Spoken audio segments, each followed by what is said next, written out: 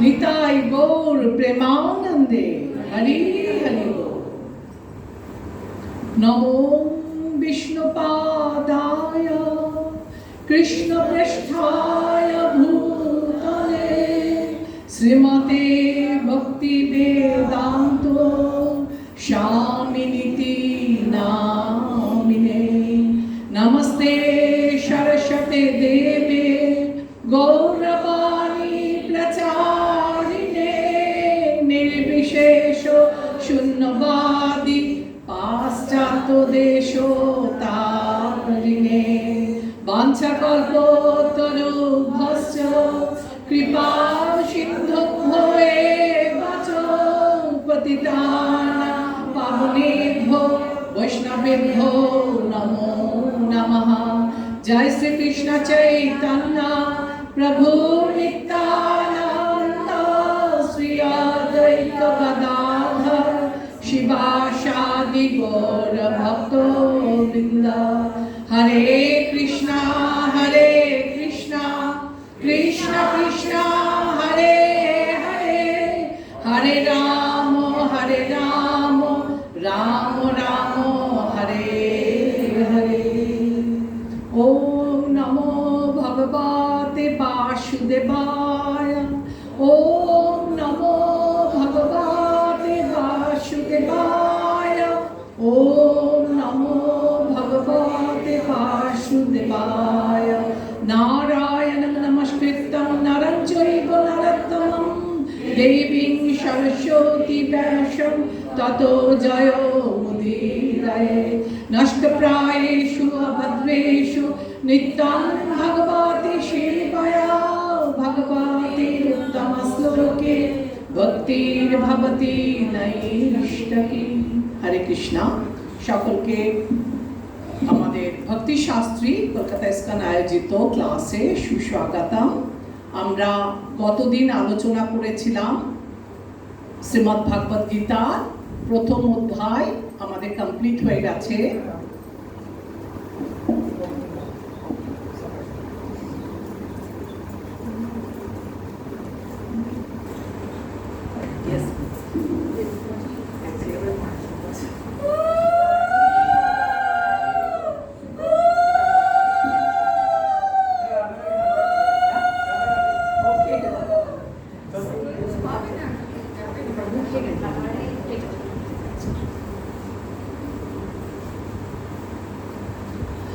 হরে কৃষ্ণ।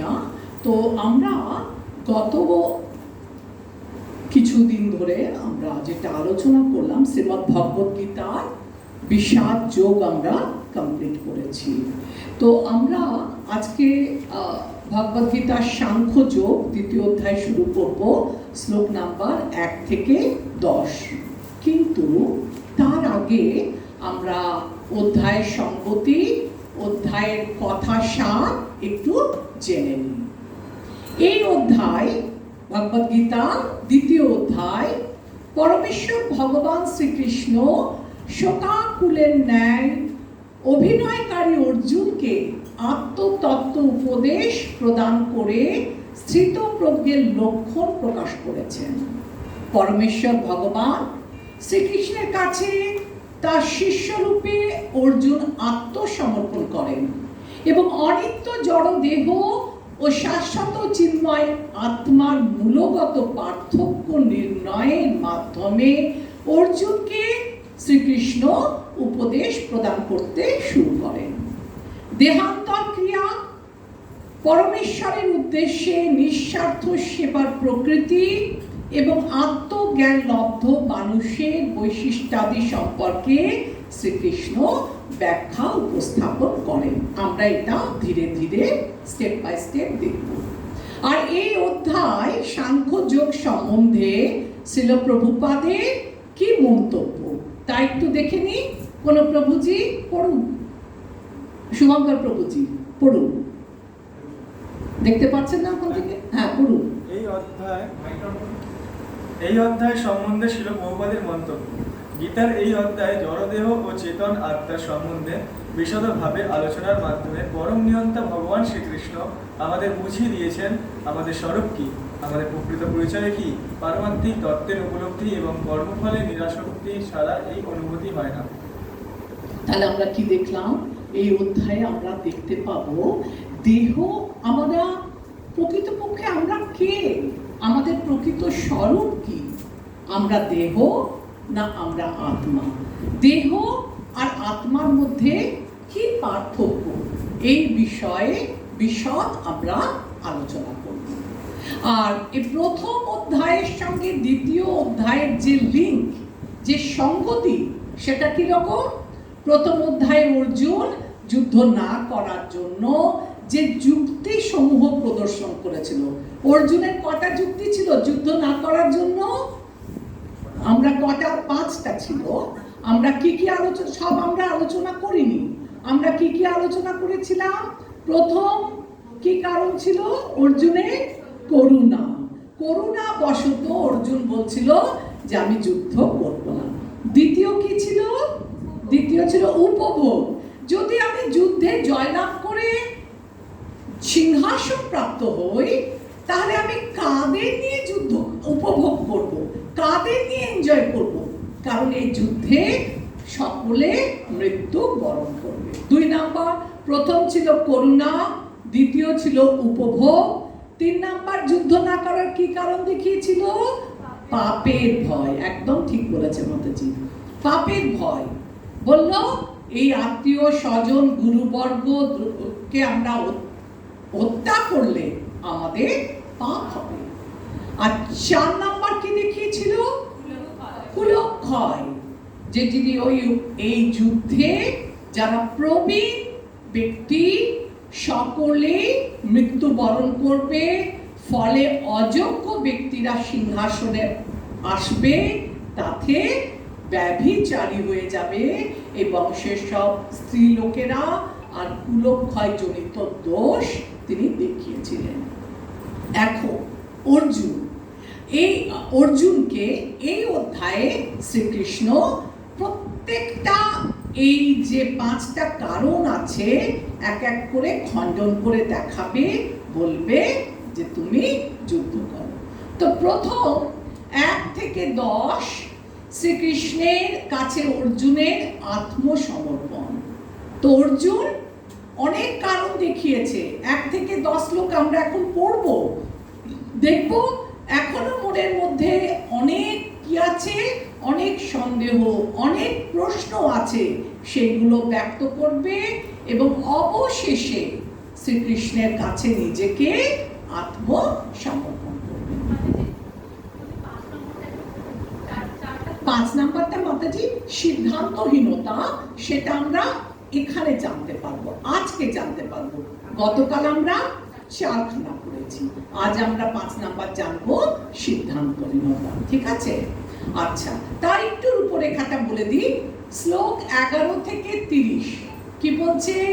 জ্ঞান যোগ প্রাপ্ত হয়ে যুদ্ধ করো। 31 থেকে 38 কর্মকাণ্ডের ভিত্তিতে যুদ্ধ করো। 39 থেকে 53 শ্লোকে বুদ্ধিযোগ স্তরে অধিষ্ঠিত হয়ে যুদ্ধ করো। আর 54 থেকে 72 শ্লোকে বলছে স্থিতপ্রজ্ঞ বা সমাধি স্তরে অধিষ্ঠিত হয়ে তুমি যুদ্ধ করো। এটাকে আমি আরেকটু ডিটেলে বলে দিই। আচ্ছা ঠিক আছে, আগেরটা নিয়ে আসি। 1 থেকে 10, ওই যে মাতাজি জিজ্ঞাসা করলো না যে আরেকটা কারণ কি, আমরা আরেকটা কারণ এই 1 থেকে 10-এর ভেতর পাবো। দেখব যে অর্জুন কি কর্তব্য বিমূঢ় হয়ে গেছে, কি করবে কি করবে না বুঝতে পারছে না। তখন তিনি কি করলেন, নিজেকে শ্রীকৃষ্ণের চরণে আত্মসমর্পণ করলেন। এই যে শ্লোক 11 থেকে, প্রথমটা কি ছিল, প্রথমটা ছিল করুণা। 11 থেকে 30-এ অর্জুন বলছে যে তুমি জ্ঞান প্রাপ্ত হয়ে যুদ্ধ করো। তার মানে তুমি যাদের সাথে করুণা করছো, তুমি তো জানো না দেহ আর আত্মের মধ্যে কি ফারাক। এই নশ্বর দেহটা মৃত্যুর পর পুড়ে ছাই হয়ে যাবে। এই দেহ কি দিয়ে তৈরি? ক্ষিতি, অপ, তেজ, মরুদ, বম, যেটা মৃত্যুর পর পুড়ে ছাই হবে। কিন্তু এর ঊর্ধ্বে আমাদের একটা কি আছে, সূক্ষ্ম দেহ আছে। আর এই সূক্ষ্ম দেহ মৃত্যুর পরেও এটা কি করে, চলতে থাকে। তাই বললো তুমি জ্ঞানযোগ প্রাপ্ত হয়ে যুদ্ধ করো। তারপরে 31 থেকে 38-এ বলছে কর্মকাণ্ডের ভিত্তিতে যুদ্ধ করো। কর্মকাণ্ডটা কি রকম, যে তুমি জানো সকাম কর্ম করো। তুমি যদি সকাম কর্ম করো তাহলে তুমি এই জগতের, এই জীবনের শেষে স্বর্গালোকে আরোহণ করবে, এবং সেটা করেও তুমি যুদ্ধ করো, তার জন্য যুদ্ধ করো। তারপর বলছে 39 থেকে 53 শ্লোকে বুদ্ধিযোগ অর্থাৎ নিষ্কাম কর্ম করো। আর নিষ্কাম কর্ম করে তুমি যুদ্ধ করো। যে তুমি বলেছো পাপের ভয়, তো তুমি যদি নিষ্কাম কর্ম করো তাহলে পাপ তো তোমাকে, তোমার কর্মফল তো ভালো, তোমাকে তো পাপ স্পর্শই করবে না। তাহলে এই যে বলেছিল পাপের ভয়, পাপের ভয় পাচ্ছে, তাহলে 39 থেকে 53 শ্লোকে বলছে যে তুমি ভক্তি যোগ অবলম্বন করে সেটাকে খণ্ডন করলো। আর কর্মকাণ্ডের ভিত্তিতে কি ছিল, কাকে নিয়ে উপভোগ করব, সেটা 31 থেকে 38-এ বলেছে যে কি তুমি যদি কর্মকাণ্ড করো তাহলে তুমি স্বর্গলোকে গিয়ে পার্মানেন্ট, ওটাও যদিও পার্মানেন্ট নয়, আমাদের স্বর্গতে গেলেও আমাদের নির্দিষ্ট পুণ্য ফল শেষ হলে আবার আমাদের এই পৃথিবীতে নেমে আসতে হবে। আবার আমাদের কর্মফলে, আবার আমাদের কর্মের দ্বারা আমাদের জীবন অতিবাহিত করে কর্মফল অনুসারে আমরা আবার পরবর্তী জীবনটা পাব। তাই বলছে যে এরও ঊর্ধ্বে 54 থেকে 72 নাম্বার শ্লোকে স্থিতপ্রজ্ঞ বা সমাধি স্তরে অধিষ্ঠিত হয়ে যুদ্ধ করো। অর্থাৎ স্বর্গালোকটাই সর্বোপরি আমাদের গন্তব্যস্থল নয়, এর ঊর্ধ্বে আছে চিন্ময় জগৎ। বলছে সেই স্তরে যেতে হবে। সেই স্তরে কারা যেতে পারে? সেই স্তরে যারা যায় সেই সমস্ত স্থিতপ্রজ্ঞ ব্যক্তির লক্ষণ কি, কিভাবে তারা থাকে, কিভাবে কথা বলে, কিভাবে তারা হাঁটা চলা করে, বিভিন্ন রকম লক্ষণ সম্বন্ধে 54 থেকে 72 নাম্বার শ্লোক পর্যন্ত কি করেছে, ডিসকাস করেছে, আলোচনা করেছে। শ্লোকে 1 কি বলছে, 1 থেকে, এটা জানেন একটা জাগতিক উদাহরণ দিই আপনাদের, তাহলে এটা আপনারা আরেকটু ভালো বুঝবেন। এটা ইনিশিয়াল তো, প্রথম তো। দেখুন, একটা ছোট বাচ্চা পড়তে চায় না, তাই না? পড়বে না, পড়তে বসবে না, সারাদিন সে কি করতে চায়, খেলতে চায়। তখন বাবা কি বলে, বাবা পড়তে বস, পড়তে বস, এ দেখ তুই যদি পড়তে বসিস তোকে আজকে একটা ক্যাডবেরি দেবো, লোক দেখায়। ছেলে দেখলো তাও পড়তে বসছে না, বলে দেখ ভালো করে পড়া কর, যদি পড়া করিস মামা বাড়ি বেড়াতে নিয়ে যাব। সেও হলো। তারপরে দেখলো না, তাতেও ছেলেটা খুব একটা মন দিয়ে পড়ছে না, তখন বললো বাবা পড়তে বস, ভালো করে মন দিয়ে পড়াশুনো করলে এই যে সামনে একটা খুব ভালো সিনেমা এসেছে, চলো আমরা সবাই মিলে হলে গিয়ে ওই মুভি দেখবো। বা ছেলে আইসক্রিম খেতে যদি ভালোবাসে, চলো ভালো করে একটু পড়াশোনা করে নে, তখন আমি কি করব, তোকে আইসক্রিম দেব, যেটা তুই সব থেকে খেতে ভালোবাসিস। যেন তেন প্রকারেণ কি করো, তুমি পড়াশুনো করো। তার জন্য আইসক্রিম দেব, ভালো খাবার দেব, বেড়াতে নিয়ে যাব, সিনেমা দেখাবো, ঘুরতে নিয়ে যাব, মামা বাড়ি নিয়ে যাব, কত বললো। ঠিক এরকম অর্জুন কি বলেছিল, আমি যুদ্ধ করব না। তখন কৃষ্ণ কি বলছে, আরে বাবা, জ্ঞান যোগ প্রাপ্ত হয়ে যুদ্ধ করো। তুমি কেন ভয় পাচ্ছ যে করুণা হচ্ছে? না, করুণার কারণ নেই। আর যদি তুমি জ্ঞান যোগ না নেবে, তাহলে কর্মকাণ্ডের ভিত্তিতে তুমি যুদ্ধ করো। তুমি যদি সেটাও না করবে, তাহলে বুদ্ধিযোগ স্তরে অধিষ্ঠিত হয়ে যুদ্ধ করো। আর যদি সেটাও না করবে, তুমি কি করো? স্থিতপ্রজ্ঞ বা সমাধি স্তরে অধিষ্ঠিত হয়ে যুদ্ধ করো। যেন তেন প্রকারেণ তোমাকে কি করতে হবে? যুদ্ধ করতে হবে। যেমন একটা বাবা ছোট বাচ্চাকে বলে, যেন তেন প্রকারেণ বাবা তুই যা করবি কিন্তু পড়াশুনোটা কর। তেমনি এখানে অর্জুনকে কৃষ্ণ বলছে যে তুমি কি করো? যুদ্ধ করো। 1 থেকে 10 লোকে কৃষ্ণের কাছে অর্জুনের আত্মসমর্পণ কিরকম? অর্জুন গান্ডীব ত্যাগ করে রথের উপর উপবেশন হলে কি ঘটেছিল সেই উদ্দেশ্যে বলা হয়েছে।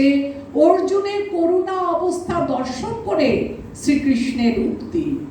2 আর 3 নম্বর শ্লোকে আমরা দেখব অর্জুনকে ভগবান শ্রীকৃষ্ণের ভৎসনা, একটু বকবে, ধমকাবে। আমরা পড়বো এগুলো। আর 4 নম্বর শ্লোকের সংগতি কি?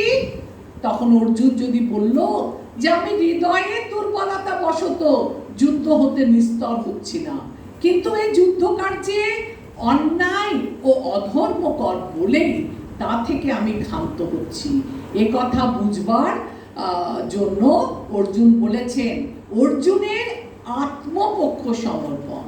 5 নম্বরে কি বলছে? শ্রীকৃষ্ণ যদি বলেন তাদেরকে বধ না করে তোমার দেহযাত্রা কিভাবে নির্বাহ হবে? তুমি যদি ক্ষত্রিয় হয়ে যুদ্ধ না করো, তাহলে তোমার দেহ চলবে কি করে? তুমি কি খাবে? তখন অর্জুন কি বলছে? আমি ভিক্ষা করে খাবো, তাও ভালো, কিন্তু আমি আমার এই আত্মীয় স্বজন গুরু বর্গদের হয়ে কি করব না? কিছুতেই যুদ্ধ করব না। আর তে বলছে যে অধর্ম হোক এইরূপ স্থির করে যদি যুদ্ধ করি, তথাপি আমাদের জয় কিংবা পরাজয় কোনটা শ্রেয়? আমি যুদ্ধ করব কি যুদ্ধ করব না? আমার যুদ্ধ করা উচিত কি আমার অনুচিত? তখন কি হয়? উনি বুঝতে পারছেন না যে আমার কোনটা করা উচিত, কোনটা করা উচিত না। এই জিনিসটাকে বলা হয় কি? যে এটাকে বলা হচ্ছে সিদ্ধান্তহীনতা। কিছু সিদ্ধান্ত নিতে পারছে না। একবার ভাবছে এটা করলে ঠিক হবে, একবার ভাবছে ওটা করলে ঠিক হবে। সব শেষে কি করলো? নিজেকে শ্রীকৃষ্ণের চরণে, যে শ্রীকৃষ্ণ এতদিন কে ছিল তার সখা, তার চরণে নিজেকে সমর্পণ করে বলল, আজ থেকে, এখন থেকে আমি তোমার শিষ্য। তুমি আমাকে যেভাবে চালাবে আমি সেইভাবেই তোমার সাথে কি করব? তোমার কথা শুনে সেই মতোই আমি আমার জীবন অতিবাহিত করব। 8 নম্বর শ্লোকে কি বলেছিল? শ্রীকৃষ্ণ হয়তো বলতে পারেন, হে অর্জুন, যা তোমার নিজের পক্ষে ভালো তা তুমি বিবেচনা করে স্থির করো। আর তখন নিজের দুর্বলতার কথা বলল। 9 নম্বর শ্লোকে বলল অর্জুন কি করলেন? এই মর্মে যুদ্ধ করতে অস্বীকৃতি জানিয়ে অর্জুন মৌনাবস্থা নিলেন। তারপর কি হলো সেটা আমরা 11 নম্বর শ্লোকে দেখব। তো আজকের আমাদের পাঠ্য বিষয় হচ্ছে 2 সাংখ্যযোগ 2য় অধ্যায় শ্লোক নাম্বার 1। সঞ্জয় উবাচ তং তথা কৃপয়া পৃষ্টাম অশ্রুপূর্ণাকুলেক্ষণাম বিষীদন্তম ইদং বাক্যম উবাচ মধুসূদনা। সঞ্জয় বললেন, অর্জুনকে এমন ভাবে অনুতপ্ত, ব্যাকুল ও অশ্রুসিক্ত দেখে কৃপায় আবিষ্ট হয়ে মধুসূদন বা শ্রীকৃষ্ণ এই কথাগুলো বলল। দেখুন, সঞ্জয় বললেন অর্জুনকে ভাবে অনুতপ্ত, ব্যাকুল, অশ্রুসিক্ত দেখে কৃপায় আবিষ্ট হয়ে। একটা লোহাকে যদি আগুনের মধ্যে রাখা হয় লোহাটা ধীরে ধীরে নিজের ধর্মটা কি হয়, ও আগুনে রেখেছে, আগুনের যা ধর্ম সেটা আস্তে আস্তে সেই লোহাটা একটা জ্বলন্ত আগুনে পরিণত হয়, কারণ সমস্ত ভাবে সে অগ্নির দ্বারা লোহাটি আবিষ্ট হয়ে যায়। এখানে অর্জুন বন্ধু বান্ধব আত্মীয় স্বজনদের দেখে শোকে দুঃখে এমন ভাবে আবিষ্ট হয়ে গেল যে সে আর অন্য কোনো রাস্তা দেখতে পাচ্ছিল না। সে কি দেখলো? শুধু দেখলো আত্মীয় স্বজন তার দেহাত্ম বুদ্ধিকে কেন্দ্র করে সব রিলেটিভদের দেখতে লাগলো। আর আর এটা কি, এর লক্ষণ কি? 1 নম্বর শ্লোকের তাৎপর্য কি? এর তাৎপর্য হচ্ছে যে অর্জুনের অজ্ঞানতা। অর্জুন সঠিক জিনিসটা জানলো না। সে কি করলো? আমরা প্রকৃতপক্ষে দেহ নই, আমরা হচ্ছি চিন্ময় আত্মা। সেটা আত্মার কথা চিন্তা করলো না, দেহাত্ম বুদ্ধি অজ্ঞানতাকে আশ্রয় করলো। আর দেহের সঙ্গে জুড়ে যারা আছে, দেহের সঙ্গে সম্পর্কিত আত্মীয় স্বজনকে দয়া দেখাতে লাগলো। দয়া, শোক, অশ্রুপাত, সহানুভূতি, এগুলো হচ্ছে কি জীবের অজ্ঞতার পরিচয়। দেহাত্ম বুদ্ধির ফলে এটা হচ্ছে।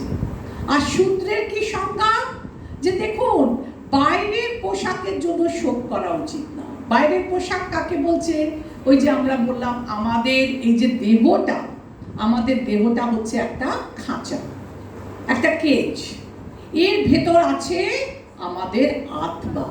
আত্মার কি করে সন্তুষ্টি বিধান হবে? এক রাজা, খুব সুন্দর এক মেয়ে ছিল, সে একটা সোনার কেজ, সোনার খাঁচায় একটা পাখি রেখেছিল। সেই সোনার খাঁচাটাকে প্রতিদিন যত্ন করছে, ধুচ্ছে, পরিষ্কার করছে, এই করছে, খুব সুন্দর যত্ন নিচ্ছে, সোনার খাঁচায় রেখেছে।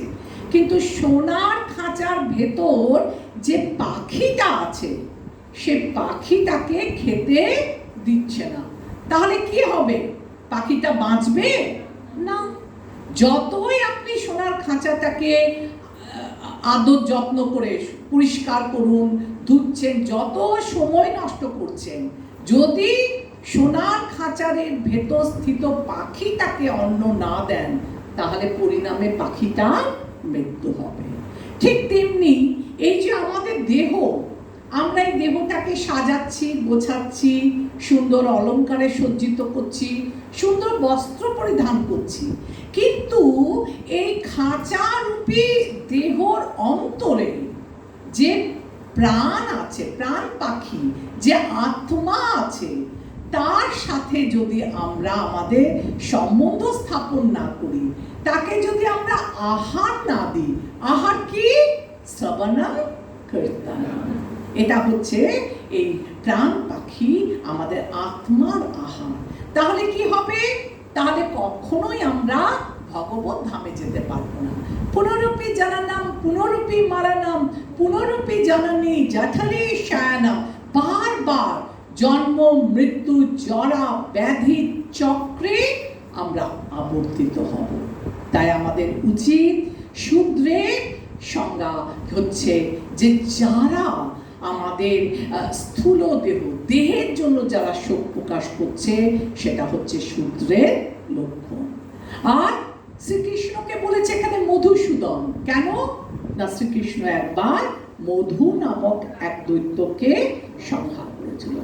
তো অর্জুন বলছে যে দেখুন, আমার হৃদয়ে এই না করার দেহাত্ম বুদ্ধি যে উৎপন্ন হচ্ছে, যুদ্ধ না করার যে নানা রকমের কারণ দেখাচ্ছে, যুদ্ধ না করার জন্য যে অসুর আমার হৃদয়ে আমাকে যুদ্ধ করতে প্রতিহত করছে, তুমি ভগবান স্বয়ং মধুসূদন, তুমি আমার হৃদয়ের ভেতর এই অসুরটিকে তুমি বধ করো।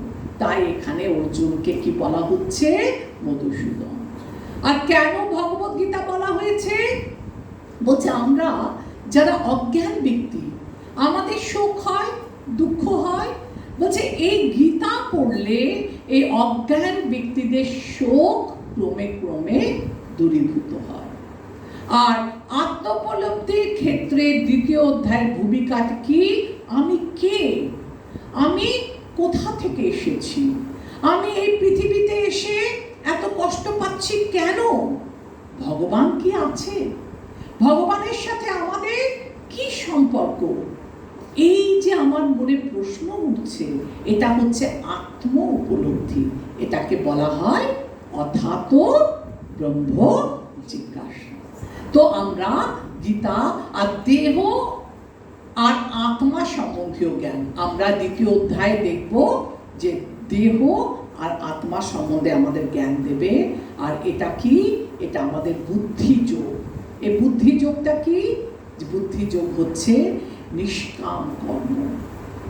নিষ্কাম কর্মটা কি ওটাও আমি এক এক করে বলছি। দেখুন, কেউ একজন আচ্ছা, এটা পড়ার দরকার নেই, এটা আমি বুঝতে পারছি, আমি এগুলো সবই টাচ করে গেছি। যে লোক, পড়ুন ওটা উপমাটা, কেউ একজন পড়ুন।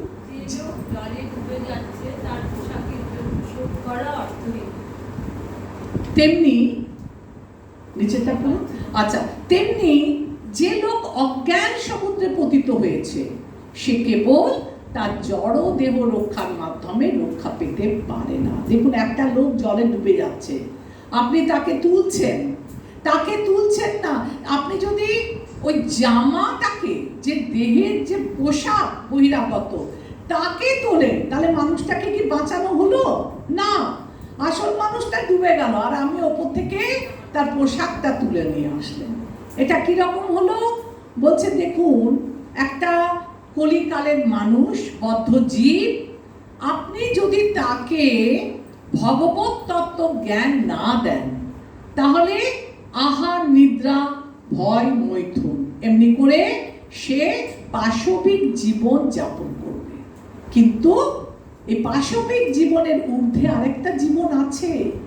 আমরা তাকে যদি ভক্তি পথে আনতে পারি এবং ভক্তির মাধ্যমে, কৃষ্ণ ভাবনামৃতের মাধ্যমে আমরা তাকে ভগবত ধামে ফিরিয়ে নিয়ে যেতে পারি। আর এটাই হচ্ছে প্রকৃত কাজ। একটা মানুষের সাথে বন্ধুত্ব করা, তার সাথে জড়জাগতিক গল্প করা, তাকে বাঁচিয়ে তোলা, সেটা বড় কাজ না। যদি আপনি কাউকে কৃষ্ণ ভাবনামৃতের সঙ্গে সঙ্গে যুক্ত করাতে পারেন, ভক্তির পথ দেখাতে পারেন, ভগবানের সাথে তাকে যুক্ত করতে পারেন, সেটাই হচ্ছে আপনার প্রকৃত পরোপকার। আপনি পরোপকার করতে চাইছেন। টাকা পয়সা ধন দৌলত এসব দিয়ে যে পরোপকার করে না, এগুলো সব ক্ষণিকের, আজ আছে কাল নেই। কিন্তু যদি কাউকে আপনি ভক্তি পথে আনতে পারেন, তার হৃদয়কে পরিবর্তন করতে পারেন, সেটাই হচ্ছে যথার্থ পরোপকার। 2 নম্বর শ্লোক দেখুন কি বলছে। শ্রী ভগবান উবাচ কুতস্তা কস্মল্লমিদং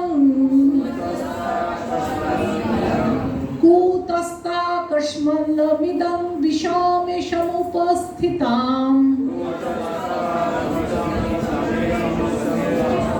অনার্যো জুষ্টম অসর্গম অকৃত্তিকরম অর্জুনা।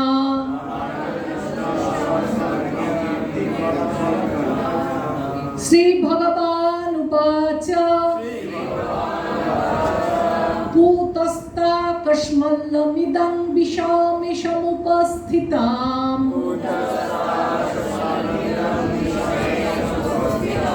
অনার্যম জুষ্টম অসর্গম অকৃত্তিকরম অর্জুনা।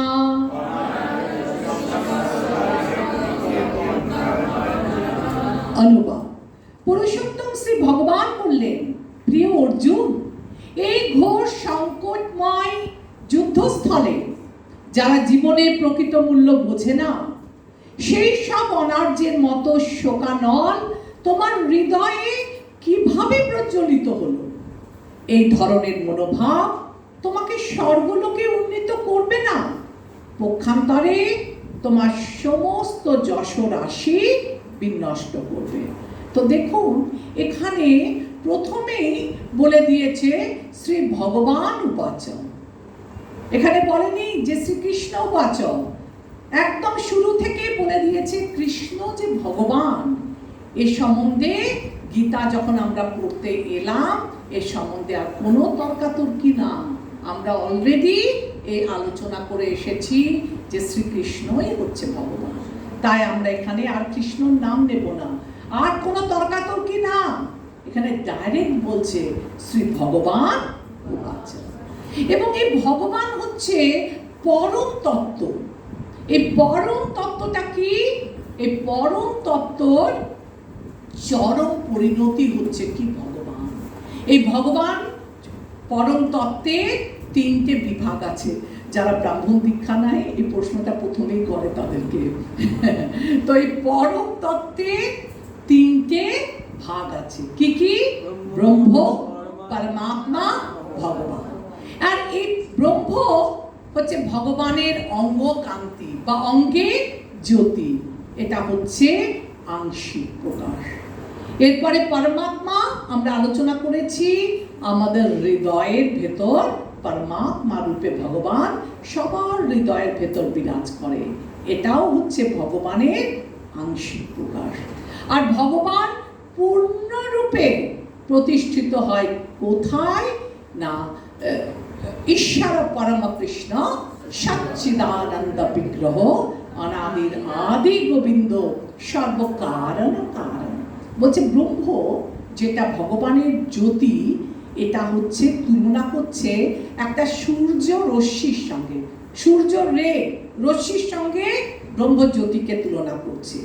আর এটা যে জ্ঞান, এই জ্ঞান যে অর্জন করেছে তাদের কি বলা হয়? জ্ঞানী। আর এরা শুধু ভগবানের সৎ মানে কি? নিত্য। এরা ভগবানের নিত্য রূপ, আংশিক রূপটাকে দেখতে পায়। ভগবানের তিনটে গুণাবলী, সৎ, চিৎ, আনন্দ। যারা ব্রহ্ম উপলব্ধি করে তারা ভগবানের শুধু সৎ গুণটা দেখতে পায়।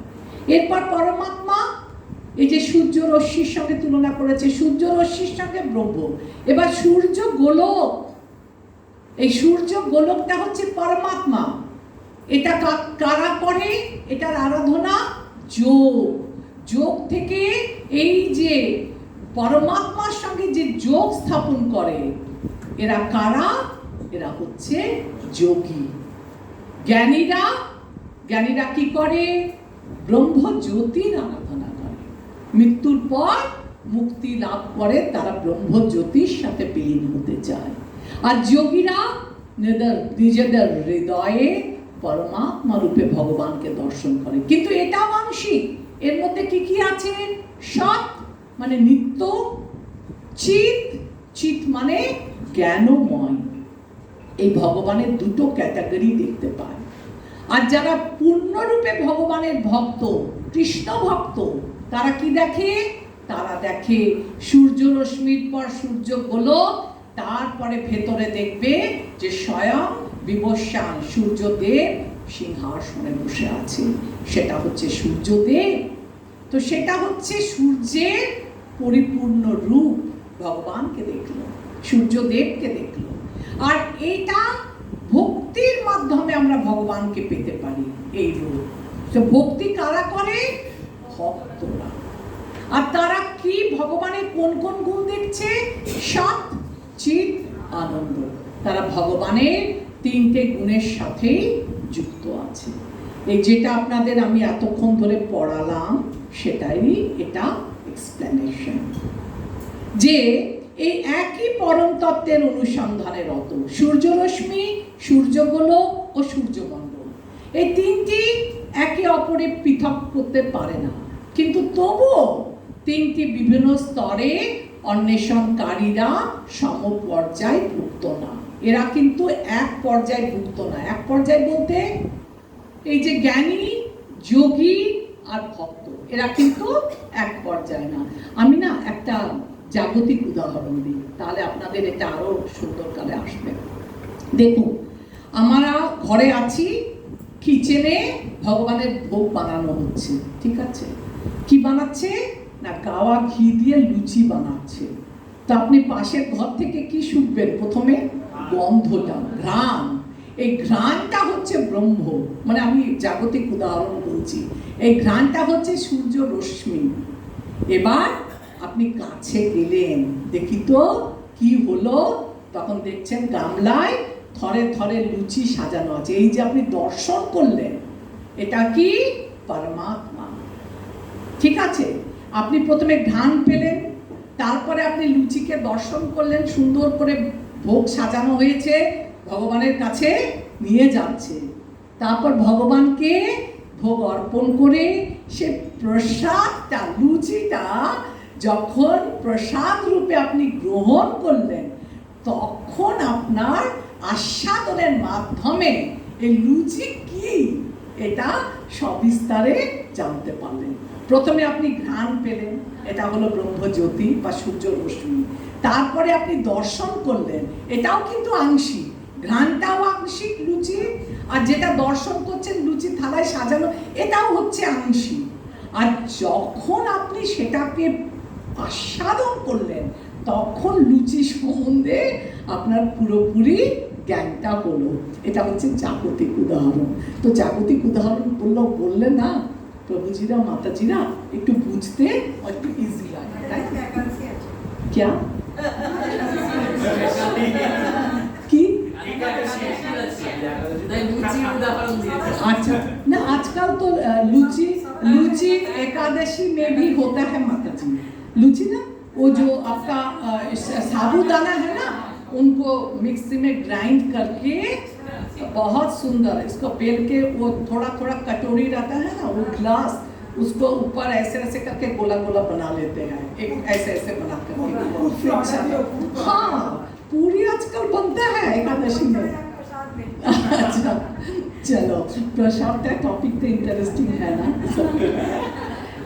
তো আমরা এবার পড়ব, কে বলেছিল? ভগবান উবাচ। কৃষ্ণ নাম বলেনি, কি নাম বলেছে? এইগুলো একটুখানি ইম্পর্টেন্ট, আর এগুলোকে আমাদের একটু বুঝতেও হবে। হ্যাঁ, যেমন ভাবে হোক এগুলো আমাদের মাথায় রাখতে হবে। কৃষ্ণকে কি বলা হয়েছে এখানে? ভগবান। দেখুন, ভগবান এই শব্দটাকে কি করে আমরা ভাবতে পারি? ভগ প্লাস বান, এরকম বলি না? রূপবান, রূপ প্লাস বান, যে যার রূপ আছে তাকে বলা হয় রূপবান। গুণবান, যার গুণ আছে সে হচ্ছে গুণবান, যার রূপ আছে রূপবান, যার ভগ আছে তাকে বলা হয় ভগবান। এই ভগটা কি? তো পরাশর মুনি এই ভগবান শব্দের অর্থ খুব সুন্দরভাবে দিয়েছেন। দেখুন, আমি পড়ছি, আপনারা শুনুন। ঐশ্বর্যস্য সমগ্রস্য বীর্যস্য যশস্য শ্রিয়া জ্ঞান বৈরাগ্য চাপি সন্ন্যাং ভগ ইতিঙ্গনা। সমগ্র ঐশ্বর্য, সমগ্র বীর্য, সমগ্র যশ, সমগ্র শ্রী, সমগ্র জ্ঞান, সমগ্র বৈরাগ্য, যার মধ্যে এই 6টি ঐশ্বর্য পূর্ণরূপে বর্তমান, সেই পরম পুরুষ হচ্ছে ভগবান। এই যে আপনাদের আমি এক্ষুনি একটা উদাহরণ দিলাম না, কিসের উদাহরণ দিলাম? ব্রহ্ম, পরমাত্মার ভগবান। আপনারা কেউ বলতে পারেন প্রথম দিনকে আমি আরেকটা উদাহরণ দিয়েছিলাম, আজকে তো লুচির উদাহরণ দিলাম, এটা আপনারা ভুলবেন না। কারণ কি? Train, correct. ওই দিনকে আমি ট্রেনের উদাহরণ দিয়েছিলাম, আর আজকে কিসের উদাহরণ দিলাম? লুচি। লুচি ভাজা হচ্ছে গাওয়া ঘিয়ে, আপনি পাশের ঘর থেকে ঘ্রাণ পেলেন, তারপর লুচি দর্শন করলেন, তারপর যখন প্রসাদ পেলেন ভালো করে পেলেন। হ্যাঁ, মানে কেন লিখবেন আপনি? জানার জন্য, বোঝার জন্য, এক্সাম্পল। হ্যাঁ, এটা হচ্ছে ব্রহ্ম, পরমাত্মা। আর এই যেমন আমি আগের দিনকে ট্রেন দিয়ে বুঝিয়েছিলাম, আজকে এটা লুচি। যে আপনি পাশের ঘরে আছেন, লুচি ভাজা হচ্ছে, প্রথমে আপনি ঘ্রাণ পেলেন, হ্যাঁ, আংশিক, লুচির আংশিক প্রকার। তারপরে আপনি যখন ওখানে গেলেন, তখন দেখলেন থরে থরে থালায় সাজিয়ে রেখেছে, তো এটা আপনার আংশিক। এবার যখন ভগবানকে ভোগ দেওয়া হয়ে গেল, ওই প্রসাদটা যখন আপনি আস্বাদন, এবার ওইটার সঙ্গে আপনার ওটা ক্লিয়ার হয়ে গেল। উদাহরণটা মাতাজি বলবেন না ক্লিয়ার হয়নি, ওই মাতা কি নামটা যেন আপনার? সঞ্চিতা মাতাজি, এটা মাথায় রাখবেন, এগুলো আসবে পরীক্ষায়। হ্যাঁ, একদম ক্লিয়ার তো? বাড়ি গিয়ে আর ভুলবেন না তো? আচ্ছা, এবার দেখুন ভগবান কি বললাম, যার রূপ আছে রূপবান, যার গুণ আছে গুণবান, যার ভগ আছে সে হচ্ছে ভগবান। এবার ভগটা কি, এই জন্য পরাশর উনি কি করেছেন, এর ব্যাখ্যা দিয়েছেন যে যার মধ্যে সমগ্র ঐশ্বর্য আছে। ঐশ্বর্য মানে ধন সম্পত্তি, টাকা কড়ি, সমগ্র অনেক আছে। যার যে বীর্য, বীর্যটা কি, আমি কৃষ্ণের কথাই বলি। কৃষ্ণের কাছে কি আছে? কৃষ্ণের কতগুলো পত্নী? 16,100। আর এদের প্রত্যেকের আলাদা আলাদা প্রাসাদ, আলাদা আলাদা ধন সম্পত্তি, বিশাল ব্যাপার। তো এত ধন সম্পত্তি কার কাছে আছে? কৃষ্ণের কাছে আছে। সমগ্র বীর্য কৃষ্ণ স্বয়ং বাল্যকাল থেকে আমরা দেখছি কাকে করছে, ছোটবেলা থেকে কাকে বীরত্ব দেখাচ্ছে, বড় বড় দানব দৈত্য অসুরকে সংহার করছে।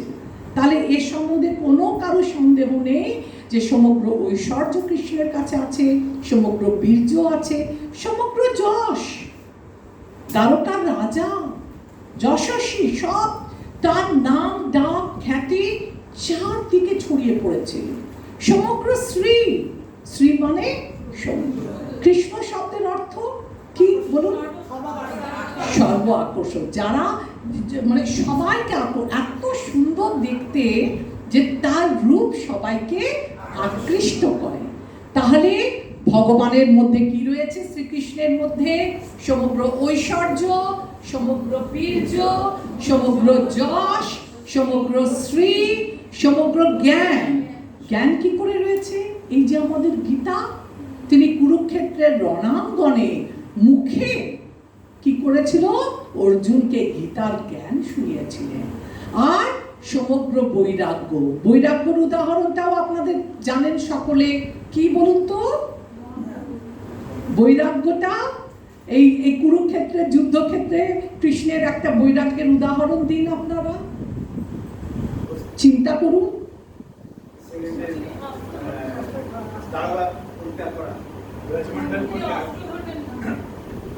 বৈরাগ্য, বৈরাগ্য মানে হচ্ছে যে নিজেকে অনেক ছোট মনে করে।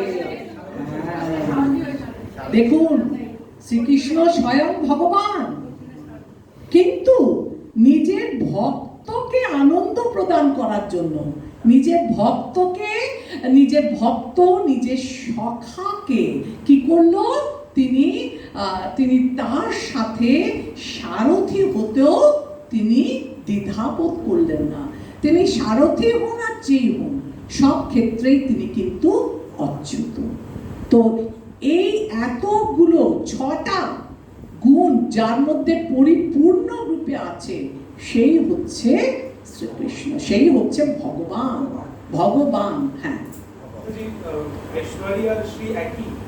ঐশ্বর্য মানে সম্পত্তি, ওয়েলথ। আমি বললাম না 16,108 মহিষী, তার এত বড়, প্রত্যেকের আলাদা আলাদা বাড়ি, ধন সম্পদ, ঐশ্বর্য, ওয়েলথ, ধন সম্পদ, ঠিক আছে? দেখো এই জড়জগতে আমরা দেখি একটা লোকের কাছে ঐশ্বর্য আছে, একটা লোককে দেখতে খুব সুন্দর, যাকে খুব সুন্দর দেখতে তার ধন সম্পদ নাও থাকতে পারে, যার ধন সম্পদ আছে তার আবার জ্ঞান নাও থাকতে পারে। কিন্তু শ্রীকৃষ্ণের এই 6টা ঐশ্বর্যে পরিপূর্ণ, 6 ঐশ্বর্যে পরিপূর্ণ ব্যক্তি হচ্ছে ভগবান। এটা বলেছে শ্রী মানে দেখতে সুন্দর, যাকে সব সময়, হ্যাঁ, যে শ্রীকৃষ্ণ সকলকে আকর্ষণ করে, তাই সে তাকে কি এত সুন্দর দেখতে। জ্ঞান বুঝেছো, বৈরাগ্য বুঝেছো, ব্যাস, তাহলে আমাদের ভগবানের শব্দের অর্থ আমরা বুঝলাম।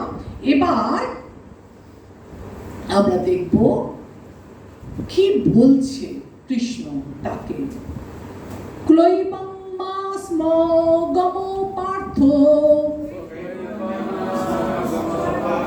তৈতত্ত্ব য উপপাদ্যতে ক্ষুদ্রং হৃদয় দুর্বল্যং তক্তা উত্তিষ্ঠ পরন্তপ।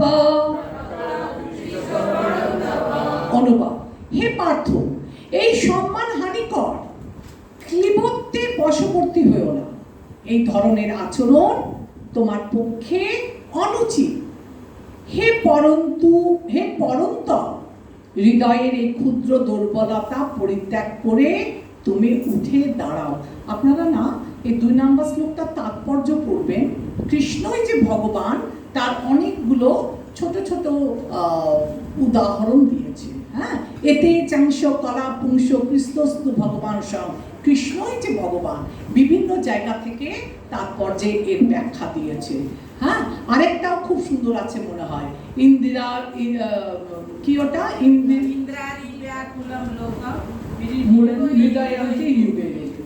কি আছে ওটা পড়ুন তো। এতে চাংশে কলা পুংসে কৃষ্ণস্ত ভগবান স্বয়ং। তো এই যে ছোট ছোট এই কোটেশনগুলো দেওয়া আছে না, এগুলো আপনারা মুখস্থ করবেন। হ্যাঁ, এতে চাংশ কলা পুংস কৃষ্ণস্ত ভগবান স্বয়ং। তারপরে ঈশ্বর পরম কৃষ্ণ।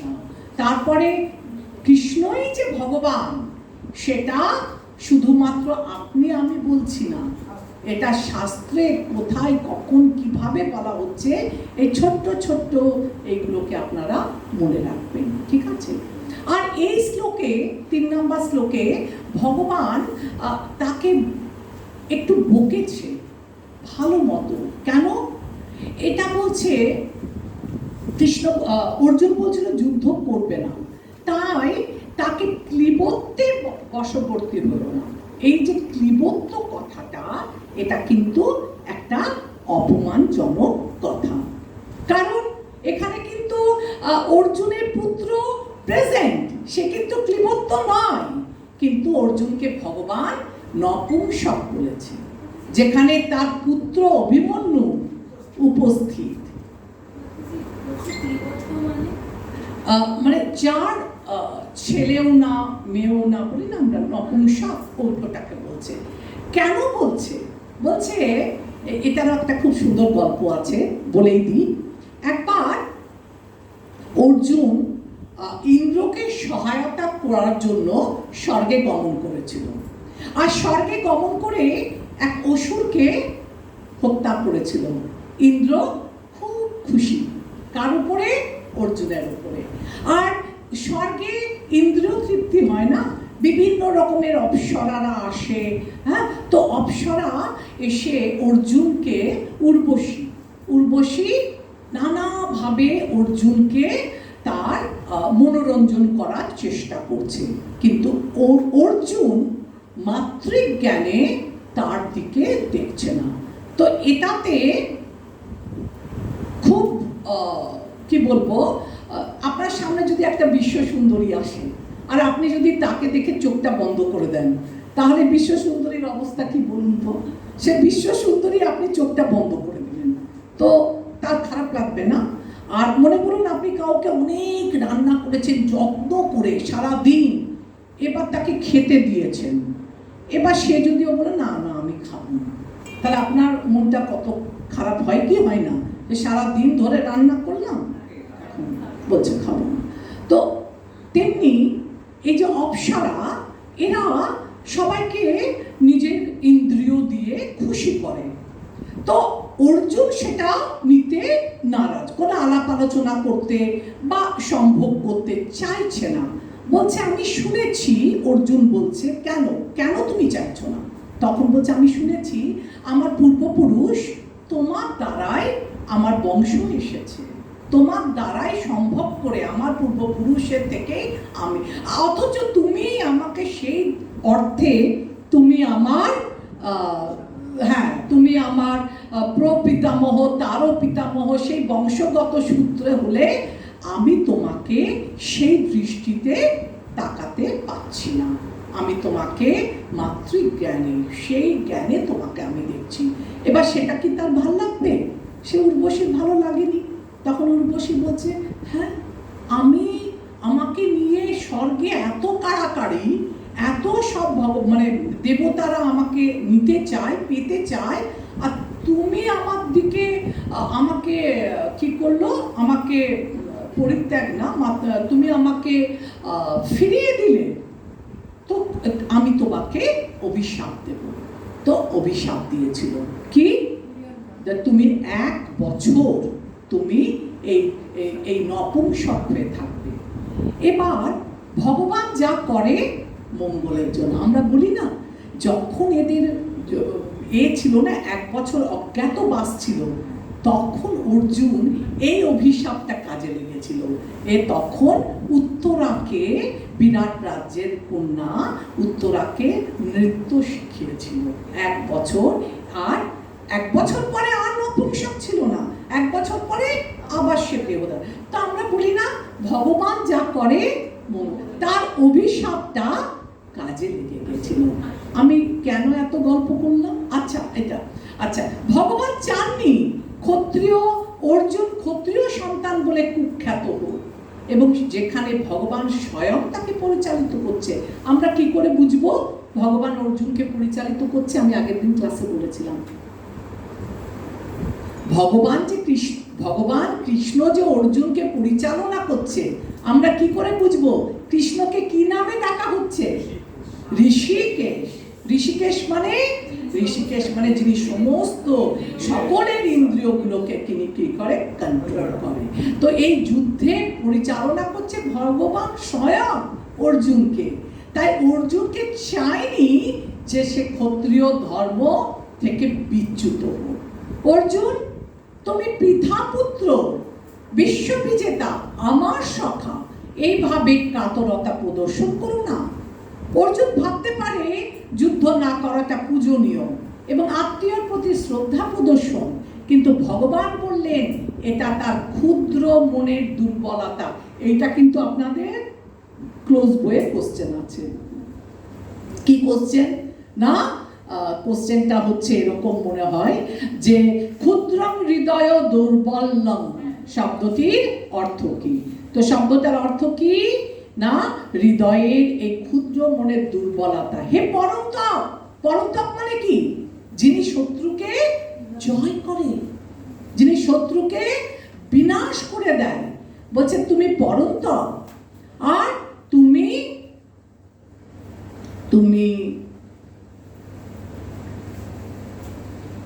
এটা কি আমি বলতে পারছি না। হ্যাঁ, তুমি শত্রু দমনকারী হয়ে শত্রুর উপহাসের পাত্র হও না, কারণ তুমি বীর। তুমি এইভাবে যুদ্ধ করবো না বলে নিজেকে কি করো না, নিজেকে তুমি পরিহাসের পাত্র বানিও না। তাই ধমকালেন, বকলেন। আচ্ছা, 2 আর 3 তাৎপর্যটা আর আমি ব্যাখ্যা করছি না, এখানে আপনাদের অলরেডি করেছি। আর একটা কথা বলেছে অনার্য। আর্য কাকে বলে, অনার্য কাকে বলে, এটা আপনাদের কোশ্চেনও আছে, শুনে নিন ভালো করে। আর্য হচ্ছে সভ্য মানুষ, যিনি জীবনের প্রকৃত মূল্য বোঝে। জীবনের প্রকৃত মূল্য কি? জীবনের প্রকৃত উদ্দেশ্য কি? কৃষ্ণকে জানা, ভগবানকে জানা, ভক্তি করে এই জন্ম মৃত্যু জরা ব্যাধি চক্র থেকে বেরিয়ে ভগবত ধামে যাওয়া, এটা হচ্ছে আর্যর লক্ষণ। আর অনার্য কাকে বলে? অনার্য মানে হচ্ছে যারা বিষ্ণুই যে জীবনের লক্ষ্য তা তারা জানে না। জড়বন্ধন থেকে কিভাবে মুক্তি পাবে তা তাদের ধারণা নেই। জীবন সম্বন্ধে তাদের ধারণা হলো জড়জাগতিক ধারণার উপর ভিত্তি করে জীবন নির্বাহ করা। অনার্য হচ্ছে জড়জগতের বাইরের রূপ দেখে তারা মোহিত, অনার্যের উদাহরণ।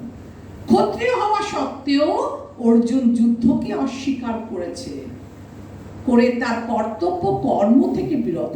অর্জুন ছিল ক্ষত্রিয়, আর ক্ষত্রিয় হয়ে বলছে ক্ষত্রিয় আমি যুদ্ধ করব না। এটা কিসের লক্ষণ? অনার্য। তাহলে কি হবে? তার অনার্জিত আচরণের জন্য তার অপযশ হবে, স্বর্গের মতো উচ্চতর লোকে উন্নীত হতে না পারা, আর কোনো প্রকার পারমার্থিক উন্নীত না হতে পারা। এই অনার্যরা কোনোভাবেই ভগবানকে কি করতে পারে না, ভগবানের ভক্ত হতে পারে না, অপযশ হয়। স্বর্গেও কখনো উন্নত হতে পারে না। এই জগতে তারা একদম পশুর মতো জীবন যাপন করে, আহার নিদ্রা ভয় মধ্যম। তাই বলছে তুমি কেন এই যুদ্ধস্থলে নিজেকে অনার্যের মতো প্রতিস্থাপন করছো? ঠিক আছে, এবার 4 নাম্বার শ্লোকে কি বলছে দেখুন।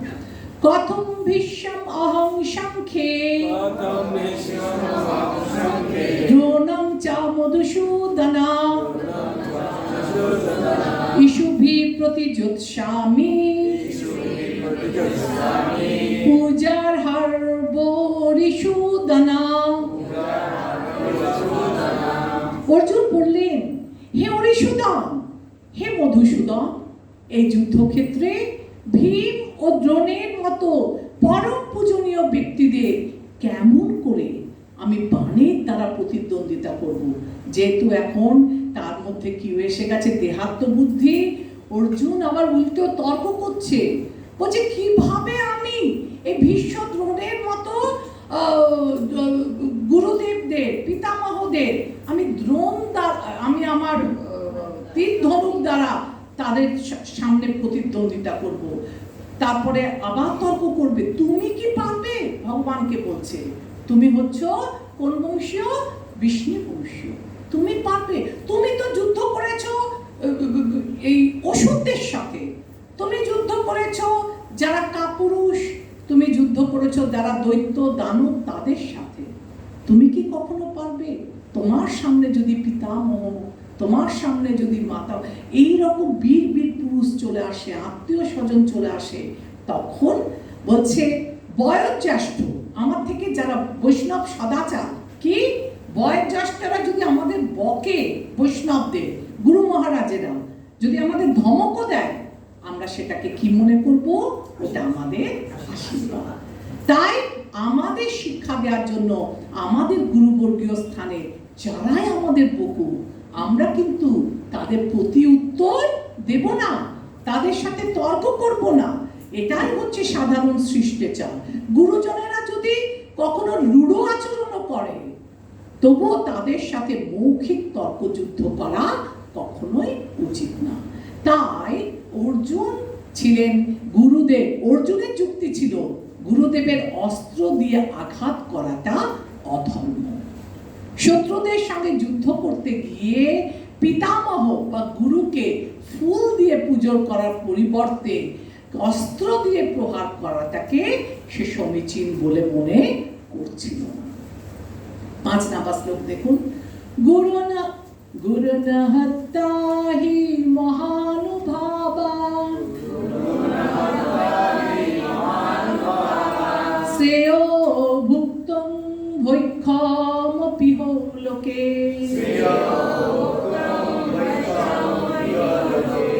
হত্যার্থ কামাস্তু গুরুনি হইব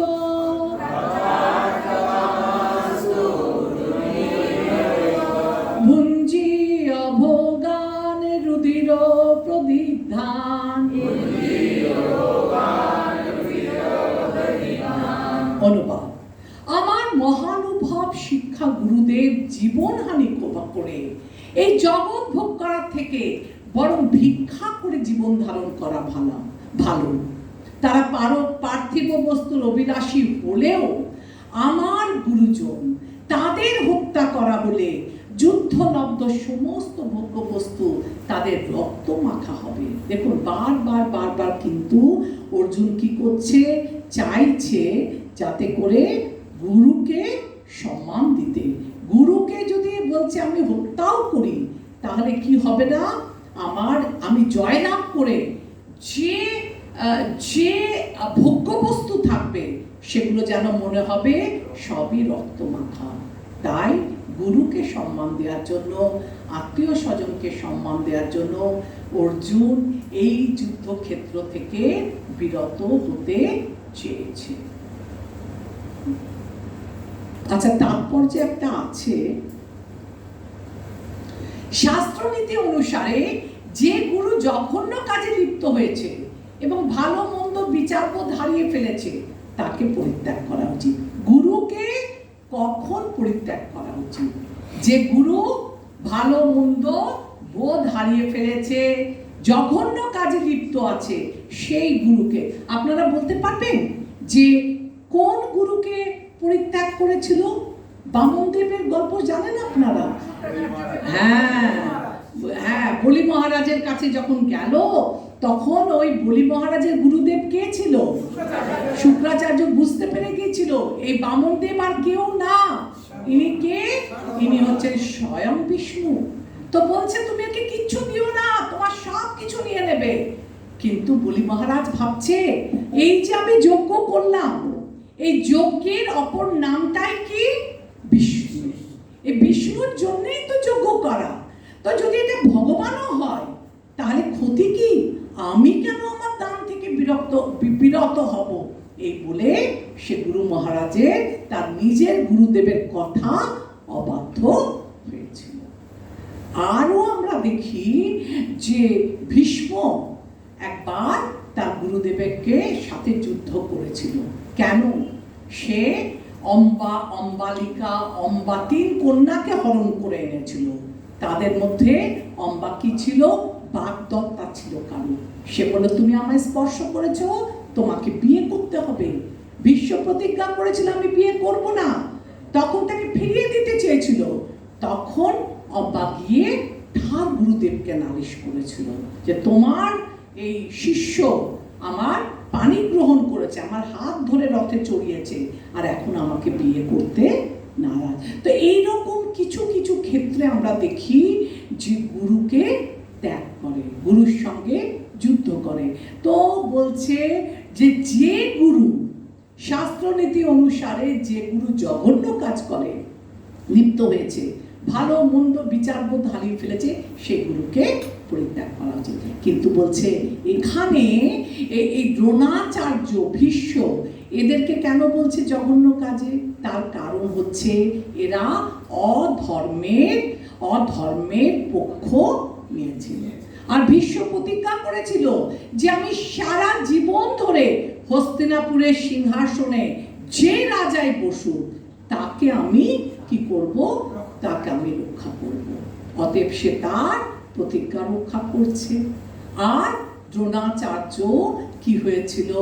যেহেতু তাদের অর্থে প্রতিপালিত হচ্ছিল, তাই তাদের বিরুদ্ধে কিছু বলতে পারছিল না। 6 নম্বর শ্লোক দেখুন কি বলছে, ন চৈতদ বিদ্মো কতরন্ন গৌরিয়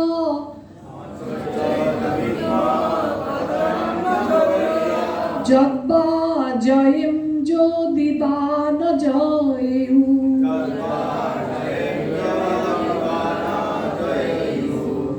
জানে বাহাত্তা না জজবি সমাস তে অবস্থিতা প্রমুখে ধৃতরাষ্ট্র।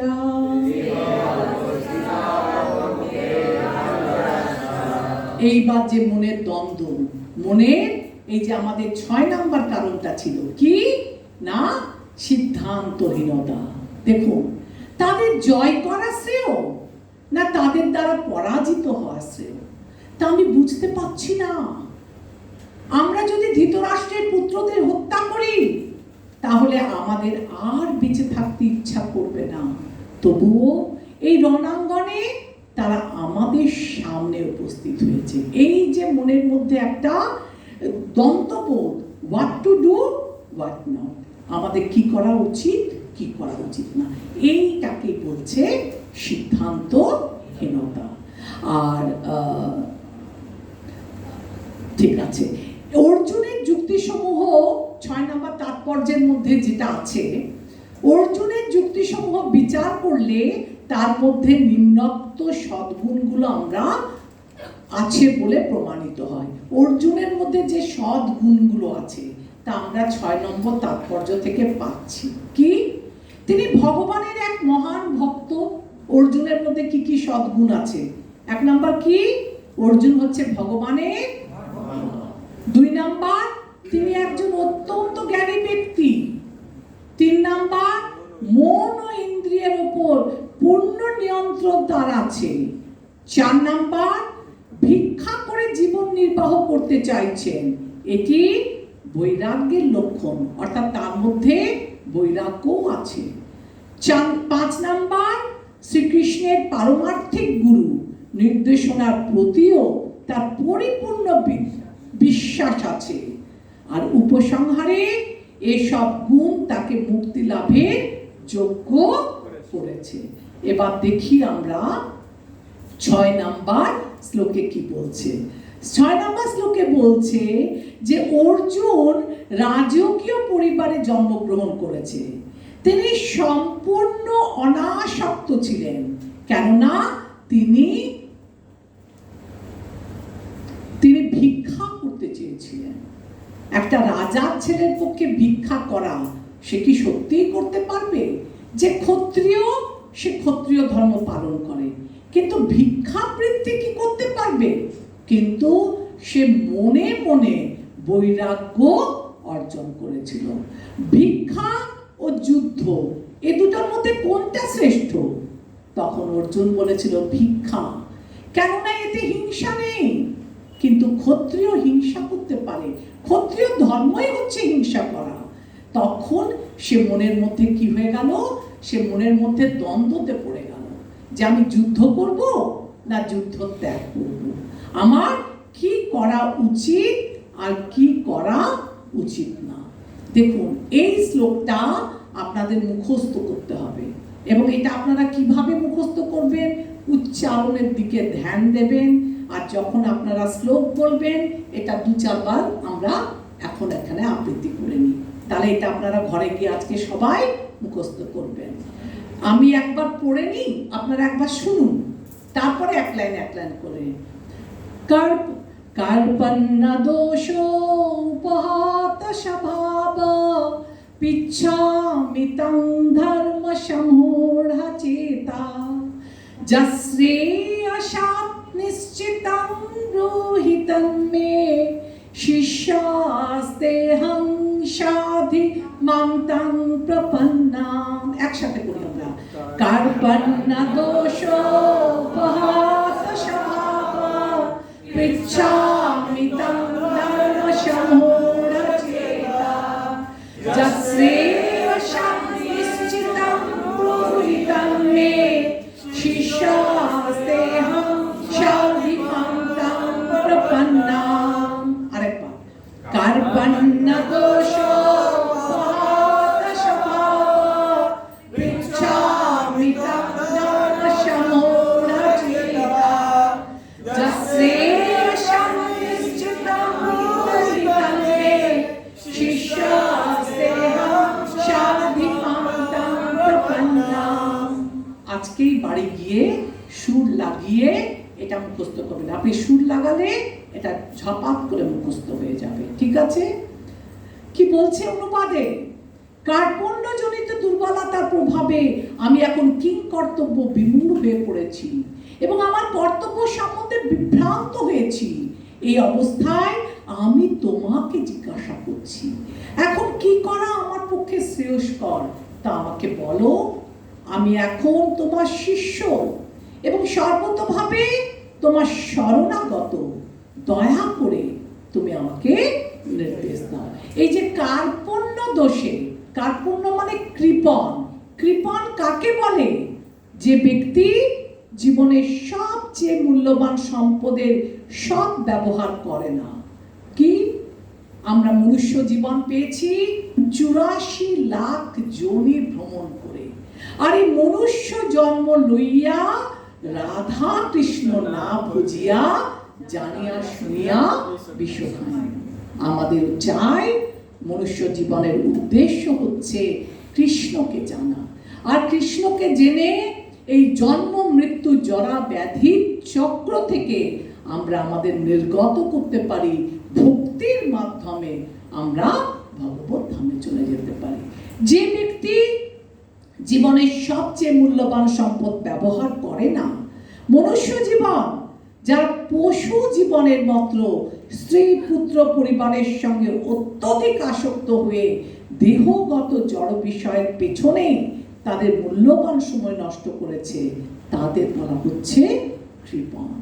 আর ব্রাহ্মণ কারা? জীবনের সব সমস্যা সমাধানের জন্য যে ব্যক্তি মনুষ্য জীবন ও বুদ্ধির সৎ ব্যবহার করেছে তাদের বলা হয় ব্রাহ্মণ। অর্থাৎ আপনি যদি ভগবানের ভক্ত না হন, ভগবত ভক্তি না করেন, তাহলে আপনাকে কি বলা হবে? কৃপণ। আর চর্মরোগ, এই চর্মরোগটা কি? পরিবার জীবনের প্রতি আসক্ত জীবন চর্মরোগে ভোগার মতো, যেখানে থাকে স্ত্রী, সন্তান সন্ততি এবং পরিবারের অন্য সদস্যরা।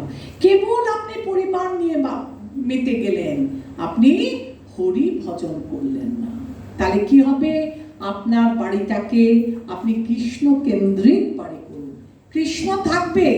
আপনি পরিবারের সব কিছু জীবন যাপন করুন, কিন্তু আপনার পরিবারের মাঝে কে থাকবে? কৃষ্ণ থাকবে। আপনি যা ভালো মন্দ খেতে ইচ্ছা হয় খান, কিন্তু কাকে ভোগ দিয়ে? কৃষ্ণকে ভোগ দিয়ে। কৃষ্ণ কেন্দ্রিক জীবন যাপন করুন। কিন্তু তা না করে যদি আপনি আপনার স্ত্রী পুত্র কন্যাদের সঙ্গে জীবন যাপন করেন, তাহলে আপনি যে সুখ পাবেন তা হবে অস্থায়ী, অনিত্য। যদি নিত্য আনন্দ চান, নিত্য সুখ চান, তাহলে ভগবানকে আপনাদের জীবনে আনতে হবে, ভগবানকে আপনাদের গৃহে স্থান দিতে হবে, এবং ভগবানকে কেন্দ্র করে আপনারা যা যা করবেন সবই হবে ভক্তি, সবই হবে একটা জল। এমনি গ্লাসে ধরে খান, সেটা জল। আর যখন আপনি ওই জলটা ভগবানকে নিবেদন করে খাবেন, তখন সেটা কি হয়ে গেল? চরণামৃত। আপনি বেড়াতে যাচ্ছেন পুজোর ছুটিতে, কত কত জায়গায়, দার্জিলিং যাচ্ছেন, এতে যাচ্ছেন পুজোর ছুটিতে, কিন্তু যখন আপনি বেড়াতে যাবেন কৃষ্ণকে কেন্দ্র করে, যখন আপনি চলে গেলেন কি বলেন নামটা, বৃন্দাবনে, তখন ওই বেড়ানোটার নাম কি হয়ে গেল? তীর্থ। আর যখন আপনি ওই বেড়ানো, দুজন একটা অফিসের লোক, আমার হাতে সময় নেই নয়তো বলতাম, একই সঙ্গে পুজোর ছুটির অ্যাপ্লাই করেছে অফিসে, দুজনেই ছুটি চাইছে, যে 10-15 দিন করে ছুটি চাই, বেড়াতে যাব। তো দুজনেকে ছুটি স্যাংশন হয়েছে, দুজনেই কি বলে পুজো বোনাস অ্যাডভান্স নিয়েছে অফিস থেকে, বেড়াতে যাব। একজন গেল দার্জিলিং আর একজন গেল বৃন্দাবন। তো যে দার্জিলিং গেল, একই পয়সা, ট্রেনে পয়সা, খাবার দাবার, এনজয়, ঘুরলো। আর যে ভক্ত, সেও টাকা পয়সা নিয়ে গেল, বৃন্দাবনে গেল, সেও এনজয় করলো, চলে। দুটোর মধ্যে ফারাক কি? একটা হলো সে তীর্থে গমন করলো, আর একটা হলো তার শুধু ইন্দ্রিয় তৃপ্তি করলো। ঋষিকেন ঋষিকেশ সেবনাম ভক্তি উচ্চতা। যখন আমরা আমাদের সমস্ত ইন্দ্রিয়গুলোকে ভগবানের সেবায় নিযুক্ত করব, যখন আমরা ওই ব্রজের ধুলিতে আমরা বিচরণ করব, আমরা যখন বৃন্দাবনে যাব, তখন সেই বেড়ানোটা আমাদের কাছে তীর্থ হয়ে যাবে। তাই বলছে যে কি, যে শুধুমাত্র চর্মরোগে থেকে জীবনযাপন করা উচিত না। চর্মরোগের দুটি দিক। সংসারী মানুষ ভাবে আমি আমার পরিবারের সদস্যদের মৃত্যুর হাত থেকে আমি রক্ষা করতে পারবো, কিন্তু আমি উপলক্ষ মাত্র, যা রক্ষা করার ভগবান করেন। সেভাবে এই পরিবারই আমাকে সুরক্ষা প্রদান করবে। আত্ম উপলব্ধি না করে শেষে অসহায়ভাবে তাকে কুকুর বেড়ালের মতো জীবন পরিত্যাগ করতে বাধ্য হতে হয়।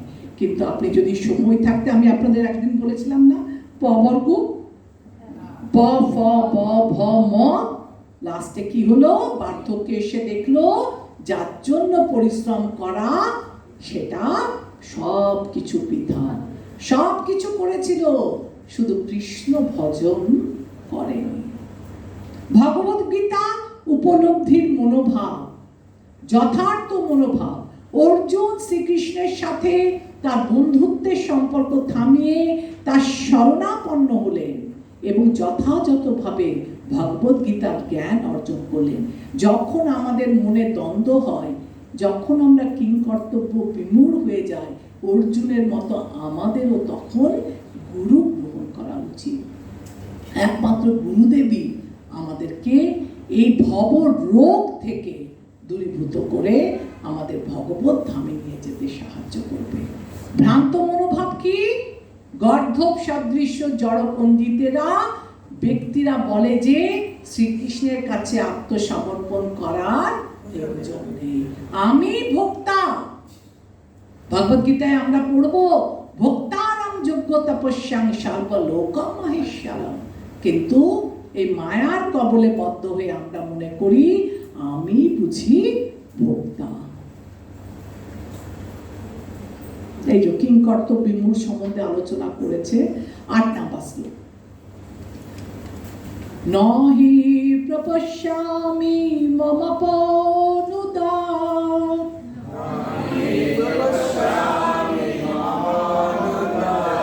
যচ্ছ কমুচ্চ শনমিন্দ্রিয়ানাম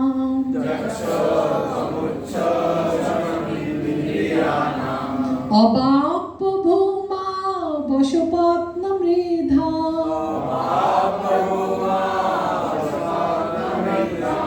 রাজ্যং সুরাণম অপি চাধিপত্যম।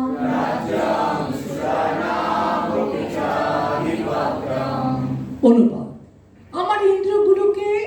আমার ইন্দ্রিয়গুলিকে শুকিয়ে দিচ্ছে যে শোক, তা দূর করবার কোনো উপায় আমি খুঁজে পাচ্ছি না।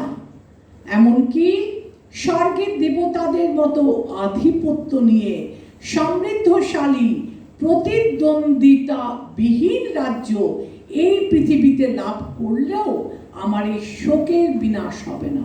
দেখুন কি বলছে, বলছে এই যে আমার ইন্দ্রিয়গুলো, আমার হাত পা চোখ মুখ নাক সব কিছু শুকিয়ে যাচ্ছে, আর আমার এই পৃথিবী কি যদি স্বর্গের মতো দেবতাদের আধিপত্য নিয়েও বিনা প্রতিদ্বন্দ্বিতাতে যদি আমাকে স্বর্গরাজ্যও কেউ দেয়, তবু আমি কি করতে পারবো না? আমার এই শোক, আত্মীয় স্বজন বন্ধু বান্ধবকে হত্যা করার পর আমার এই যে শোক, এই শোক থেকে আমি কি করতে পারবো না? নিস্তার পাচ্ছি না। তাৎপর্য দেখুন 8 নম্বরে, গুরু কে এবং কেন? প্রাতিষ্ঠানিক শিক্ষা, জাগতিক পেশা এবং অবস্থান, জাগতিক সংকট বা জীবনের সমস্যা নিরসন করতে পারে, নিরসনের ক্ষেত্রে অসার, মূল্যহীন।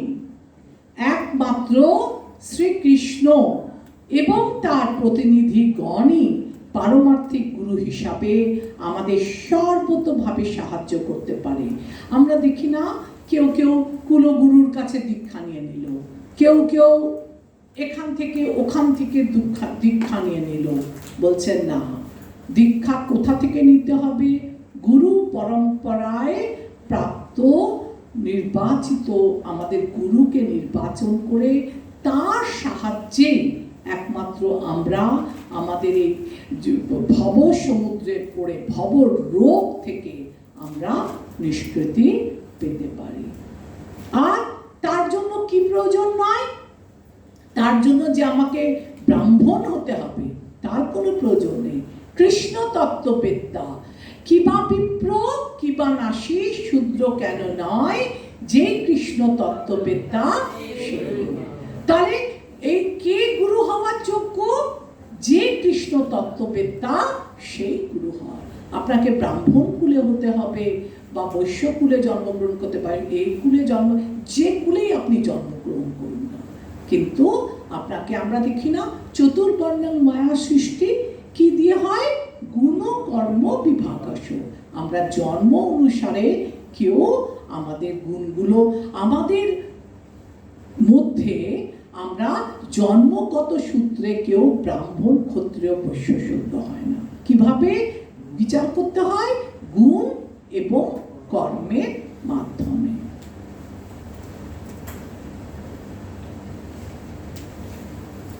আচ্ছা, এবার 8 নম্বর শ্লোকের একটু বিশ্লেষণ করি। যদি বলা হয়, এটা উজ্জ্বল, যদি বলা হয় তুমি সখা অন্য কারো শিষ্যত্ব গ্রহণ করো, অর্জুন বলছেন যে আচ্ছা, যদি বলা হয়, অর্জুন যদি বলে যে তুমি তো আমার সখা, তুমি আমাকে গুরু হিসেবে কেন গ্রহণ করছো? তুমি অন্য কোনো গুরু গ্রহণ করো, তুমি ব্যাসদেবকে গ্রহণ করতে পারো, তুমি ছাড়া আমি কাউকে দেখছি না। কিন্তু অর্জুন তার আগেই বলে দিয়েছে, গুরু হওয়ার যোগ্যতা একমাত্র তুমি ছাড়া আমি আর কাউকে দেখতে পাচ্ছি না। অর্জুন যদিও অনেক শাস্ত্র ও নীতিগত অনেক যুক্তি উপস্থাপন করেছিলেন, তবুও তিনি তার নিজের সমস্যার সমাধান করতে পারছেন না। দেখুন, এই পৃথিবীতে, এই জগতে অনেকের অনেক টাকা পয়সা থাকতে পারে, অনেকের অনেক ধন দৌলত থাকতে পারে, কিন্তু যখন আমাদের মনের মধ্যে আমরা দুইভাবে আমাদের কষ্ট পাই, শারীরিক, মানসিক। তো আমার অনেক টাকা পয়সা আছে, ধন দৌলত আছে, আমি মানসিক দুঃখে দুঃখী, আমি মানসিক কষ্ট পাচ্ছি। আপনার ওই টাকা পয়সা, ঘর বাড়ি, ধন দৌলত এগুলো তখন আপনার প্রয়োজনে আসবে না। কেন? আপনার তখন কাকে প্রয়োজন? যখন আপনার মানসিক বিকার হয়েছে, তখন আপনার অর্থ আপনাকে সাহায্য করবে না, আপনাকে সৎ গুরুর কাছে যেতে হবে। সৎ গুরু আপনার জীবনটাকে এই দুঃখময়, কষ্টময় জীবন থেকে আনন্দময় জীবনে রূপান্তরিত একমাত্র সৎ গুরুই করতে পারে। আমরা আমাদের নিজেদের জীবন থেকে দেখেছি, আমরা সবাই ভক্তি পথে এসেছি এবং আমরা সবাই কোনো না কোনো ক্ষেত্রে হোঁচট খেয়েছি, কোনো না কোনো ক্ষেত্রে আমাদের মনে দুঃখ এসেছে, কষ্ট এসেছে, যেটা আমি নিজে সলভ করতে পারিনি। আমার কাছে অর্থ ছিল, আমার কাছে ঘর ছিল, আমার কাছে সম্পত্তি ছিল, কিন্তু আমার মানসিক যে উদ্বেগ, যে কষ্ট, সেই কষ্টটা কখনো টাকা পয়সা, ধন দৌলত দিয়ে আমরা নিবারণ করতে পারি না। কি প্রয়োজন? তখন প্রয়োজন গুরু গ্রহণে। গুরু আমাদেরকে সঠিক পথ দেখায়, গুরু আমাদের এই দুঃখময় জীবনটাকে আনন্দে পরিপূর্ণ করতে পারে। তাই অর্জুনের মতো, অর্জুন যখন কিংকর্তব্য বিমূঢ় হয়ে গেল, তখন অর্জুন আর উপায় নেই দেখে, যে ছিল তার সখা, সেই সখাকেই গুরু বলে গ্রহণ করলেন। এবং আমরা দেখব ধীরে ধীরে কিভাবে অর্জুনকে, যে যুদ্ধ করব না বলে মনস্থির করে রথে উপবেশন করেছিল, কিভাবে ভগবান গীতার জ্ঞানের মাধ্যমে, গীতার উপদেশের মাধ্যমে ধীরে ধীরে এই অর্জুনকে আবার উঠিয়ে দিল, আবার সচল করলো, আবার যুদ্ধ করতে মনে শক্তি দিল। যেটা আমি আলোচনা করলাম ওটাই লেখা ছিল ওখানে। 9 নম্বর শ্লোক, এবং মুক্তা ঋষিকেশাং গুড়াকেশ পরন্তপ ন যৎস ইতি গোবিন্দ উক্তা তুষ্ণিং বভূবঃ। এবং মুক্তা ঋষিকেশাং গুড়াকেশ পরন্তপ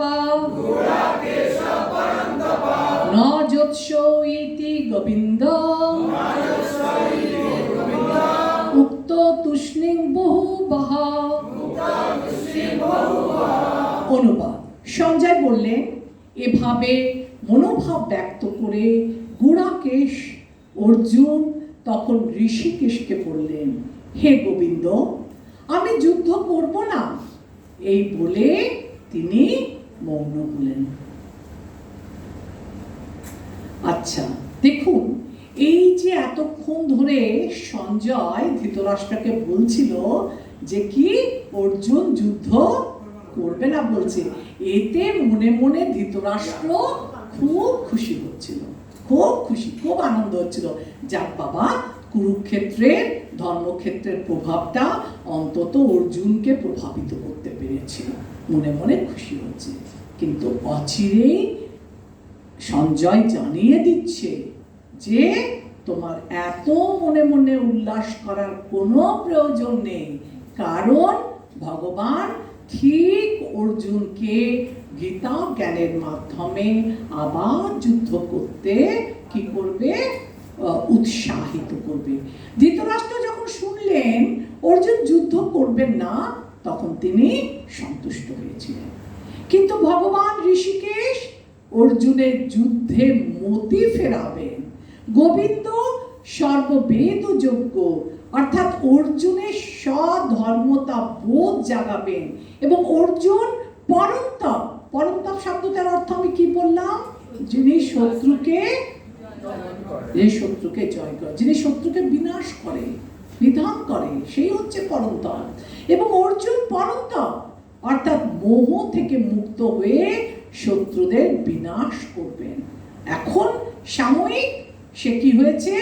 সাময়িক সে কথা বলতে পারছেন না, সাময়িক সে ভবরোগে দেহাত্ম বুদ্ধিতে সে যুদ্ধ করবো না বলে মনস্থির করেছে। যেহেতু অর্জুনের ইন্দ্রিয়গুলোকে পরিচালিত করছে কে? ঋষিকেশ, স্বয়ং কৃষ্ণ। অচিরেই আমরা দেখব যে কিভাবে গীতার জ্ঞানের মাধ্যমে ভগবান আবার তাকে শক্তি জুগিয়েছে। 10 নম্বর শ্লোক। তমুবাচ ঋষিকেশ প্রহসন্নিব ভারত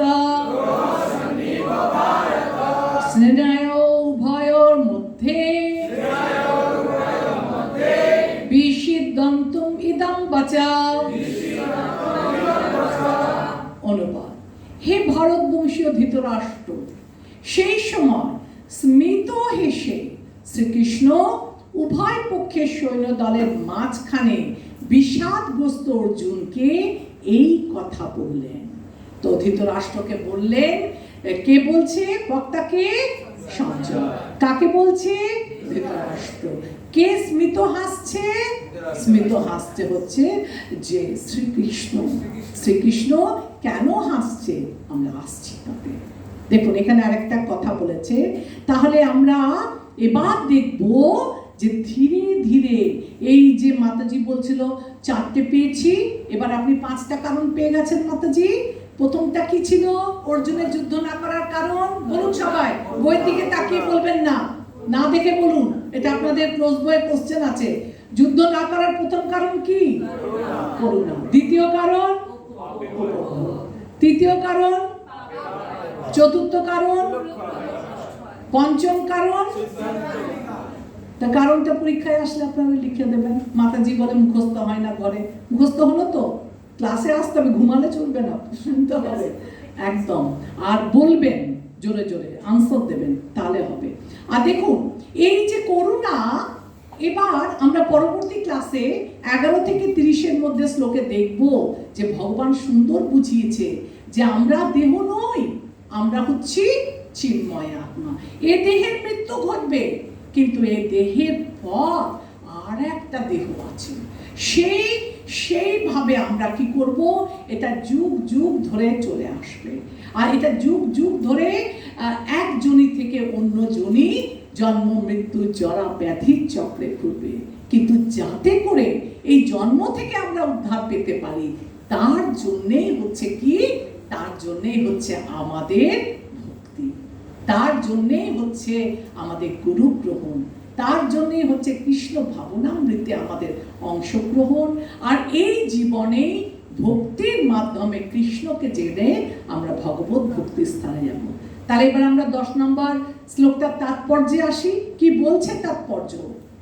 1 নম্বর, তার ভক্তরা তাকে যে ভূমিকায় দেখতে চান শ্রীকৃষ্ণ সেই ভূমিকায় গ্রহণ করেন।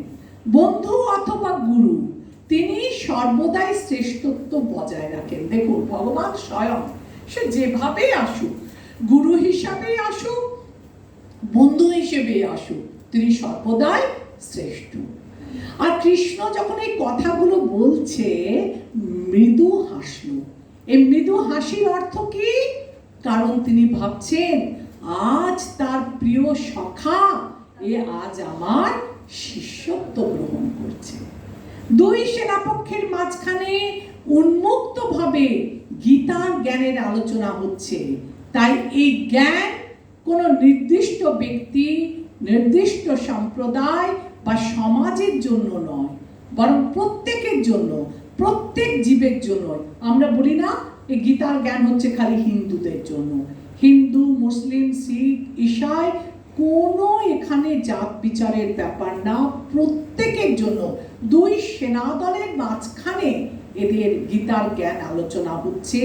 তাই এখানে কোনো পরিধি নেই, কোনো বাউন্ডারি নেই, সবাই এই গীতার জ্ঞান গ্রহণ করতে পারে।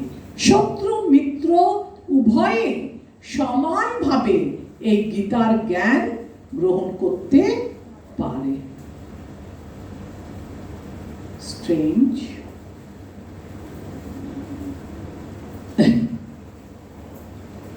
আচ্ছা, আমি দুটো পাওয়ার পয়েন্ট বানিয়েছিলাম, এটা একটা অন্যটা চলে এসেছে। আচ্ছা ঠিক আছে, চলবে এটাই। ওকে, দেখছি। আচ্ছা, এবার আপনাদের সঙ্গে আজকে আমি একটু ডিসকাস করব।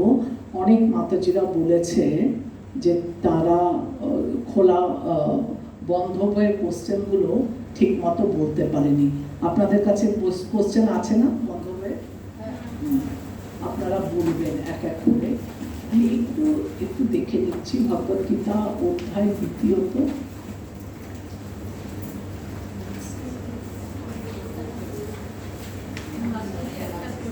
হ্যাঁ, পুরো প্রশ্ন করুন। হ্যাঁ,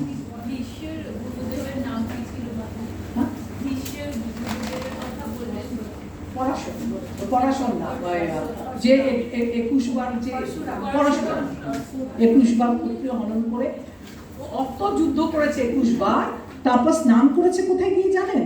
পরশুরাম এই কুরুক্ষেত্রে। বলেছে না কুরুক্ষেত্রটা ধর্মক্ষেত্র, সব দেব দেবতারা এরা এসে এখানে স্নান করেছিলেন। আমি না আরেকটা জিনিস লিখেছিলাম, আমি এটা খুঁজছি যদি পেয়ে যায়।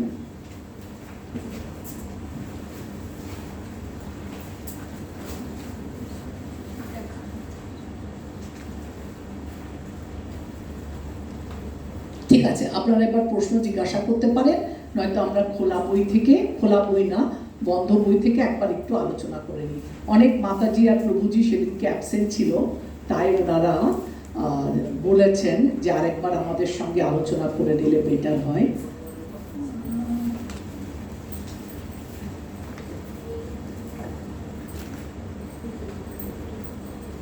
আচ্ছা, আমাদের গ্রুপেও প্রভুজি পাঠিয়েছেন না আমাদের এটা, দেখছি।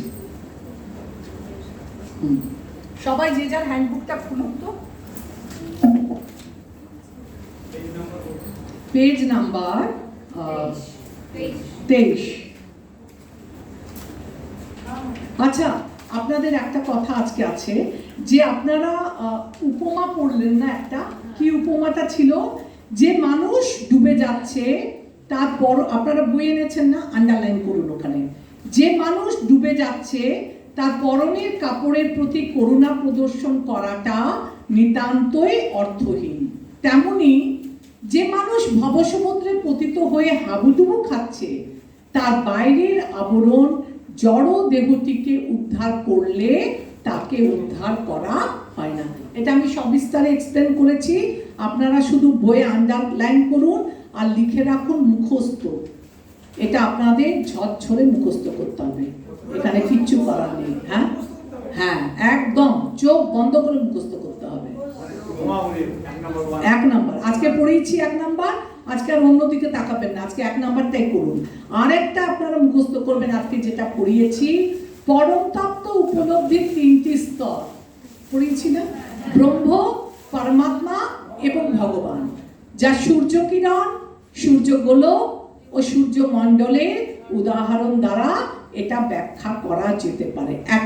2.1 এ রাইট লাগান আর 2.2 এ রাইট লাগান, কারণ এই দুটো আমি আপনাদেরকে আজকে পড়িয়েছি। আর আপনারা এটা ফেলে রাখবেন না, আজকে বাড়ি যেতে রাত হবে, কাল সকালে এই দুটো একদম মুখস্থ। আর একটা আপনাদের শ্লোক মুখস্থ করালাম, কোনটা? মুখস্থ হয়েছে? 3 বার বলেছি সবার। চলুন আমরা আরেকবার বলে নিই, বলে আমরা বন্ধ বই কোশ্চেন আলোচনা করব। সবাই শুরু করুন। কার্বণ্য যোগ উপহত স্বভাব পৃচ্ছামি তাং ধর্ম সমূঢ়চেতা যস্যেয়শং নিশ্চিতং ব্রূহিতং মে শিষ্যাস্তেহং সাধিমাং তাং প্রপন্নাম। মুখস্থ হয়েছে? বাড়ি গিয়ে এটাকে 3-4 বার ছালাবেন, তাহলে আর আপনাদের কষ্ট হবে না। পরীক্ষার সময় বলবেন না যে মাতাজি মুখস্থ হলো না শ্লোক। আর আজকে যে দুটো পড়িয়েছি উপমা, ওই দুটো রাইট মেরেছেন একদম। এটা একদম বাড়ি গিয়ে অনেক পড়িয়েছি না, লুচিটা আপনাদের মনে থাকবে, ওইটা মনে করে করে 3টে উপমা সুন্দর করে মুখস্থ করবেন। আসুন এবার আমরা যাদের যাদের প্রশ্ন ছিল, হ্যাঁ বলুন। হ্যাঁ, যখন আপনাদের শ্লোক পরীক্ষা আসবে সেদিন না, যেদিন আপনাদের রিটেন টেস্ট হবে সেদিন এই উপমাগুলোকে মাতাজি আমরা কখনো ফিল ইন দ্য ব্ল্যাঙ্কস হিসেবে দিতে পারি। তো ফিল ইন দ্য ব্ল্যাঙ্কস হবে দুটো, কিন্তু মুখস্থ তো পুরোটাই করতে হবে। আপনি কি করে বুঝবেন কার তলায় ফিল ইন দ্য ব্ল্যাঙ্কস হবে? আবার এটাও হতে পারে কোনো পরীক্ষায় আমি ফিল ইন দ্য ব্ল্যাঙ্কস দিলাম না, একটা ছবি দিয়ে দিলাম যে একটা মানুষ জলে ডুবে যাচ্ছে, তো আপনারা তখন এইটা দেখে দেখে, ছবিটা দেখে দেখে এটা লিখবেন। তো মুখস্থই না হলো মাতাজি, এটা তো কিছু করার নেই, এটা মুখস্থ করতে হবে। শ্লোকটা নয়তো করিয়ে দেবো। হ্যাঁ বলো। মাতাজি বলছি ওই যে শ্লোকের পাশে যে মানে কত নম্বর অধ্যায়ের কত নম্বর শ্লোক, ওই নাম্বারটা আপনাদের পাশে আমি বলছি, দেখুন আপনারা সবাই বই খুলেছেন? ধৃতরাষ্ট্রের উচ্চারিত মামকা শব্দের অর্থ কি? এর যে উত্তরটা আপনারা লিখবেন না, আপনারা আপনাদের মন গড়া লিখবেন না। শ্লোক নাম্বার 1-এর এই যে 1.1, তার মানে প্রথম অধ্যায়ে 1 নাম্বার শ্লোকে এর উত্তরটা আছে। কত সহজ করে দিয়েছে আপনাদের জন্য। তা আপনারা বইয়ের উত্তরটা দাগ দিয়ে দিতে পারেন পেন্সিল দিয়ে। আর কে বলবেন? আপনারা নিজের থেকে হাত তুলুন, কে বলবেন এর উত্তরটা। কারণ আমি একদিন অলরেডি আলোচনা করেছি, যে মাতাজিরা শোনেনি বা যে প্রভুজিরা অ্যাবসেন্ট, যারা আমাকে আজকে আবার করতে বলেছেন, তো তাদের জন্য আপনারা সবাই শুনুন আনসারটা। হ্যাঁ বলুন, ধৃতরাষ্ট্রের উচ্চারিত মামকা শব্দের তাৎপর্য কি? বলুন। হ্যাঁ, ইয়েস। ধৃতরাষ্ট্র बोल रहे कि उसको ধৃতরাষ্ট্র বলতে চাইছে কি ও পক্ষপাত করছে कि वो তোরা मतलब পাণ্ডব আর বহুত ওরা কৌরব আছে, কিন্তু তাও সে পক্ষপাত করে বলছে না আমার ছেলে শুধু কৌরব আর পাণ্ডবরা হচ্ছে পাণ্ডব। একদম ঠিক কথা। মাতাজি আপনারা নাম্বারটা দেখবেন, এগুলোতে মোটামুটি 1 নাম্বার থাকে কি 2 নাম্বার থাকে, তো অ্যাকর্ডিং টু নাম্বার আপনারা এটা আলোচনা করবেন, ঠিক আছে? ধৃতরাষ্ট্র ভীত কেন, এটাও 1 অধ্যায়ে 1 নাম্বার শ্লোকে আমি আগের দিন আলোচনা করেছি। কোন মাতাজি প্রভুজি কে বলবেন বলো। ধৃতরাষ্ট্র ভীত ছিল কারণ কুরুক্ষেত্রের যুদ্ধটা যেহেতু ধর্মক্ষেত্রে হয়েছিল এবং ধর্মক্ষেত্র ছিল অনেক আগে থেকে একটা তীর্থস্থান, বা সেখানে অনেক ধর্মীয় আচার আচরণ হয়েছিল। আর দেবতারাও এসে এখানে ধ্যান করেছিলেন। হ্যাঁ, তাই পাণ্ডবরা যেহেতু ধর্মপরায়ণ ছিল এবং পাণ্ডবদের পক্ষে ছিল ভগবান স্বয়ং শ্রীকৃষ্ণ, তো এই যুদ্ধক্ষেত্রে কিছুটা প্রভাব পাণ্ডবদের উপরেও পড়তে পারে, তার জন্য ধৃতরাষ্ট্র ভীত ছিল। কেমন ভাবে সঞ্জয় কুরুক্ষেত্রের যুদ্ধ দেখতে সমর্থ হলো? হ্যাঁ বলুন মাতাজি। সঞ্জয় ছিল ব্যাসদেবের শিষ্য, সেজন্য ব্যাসদেব তাকে দিব্যদৃষ্টি দান করেছিল, তারপরে যুদ্ধ দেখতে সমর্থ হয়েছিল। ওকে, তারপরে 4 নাম্বার দেখুন, দুর্যোধনের উক্তি ধীমতা তব শিষ্যেন শব্দটির তাৎপর্য কি?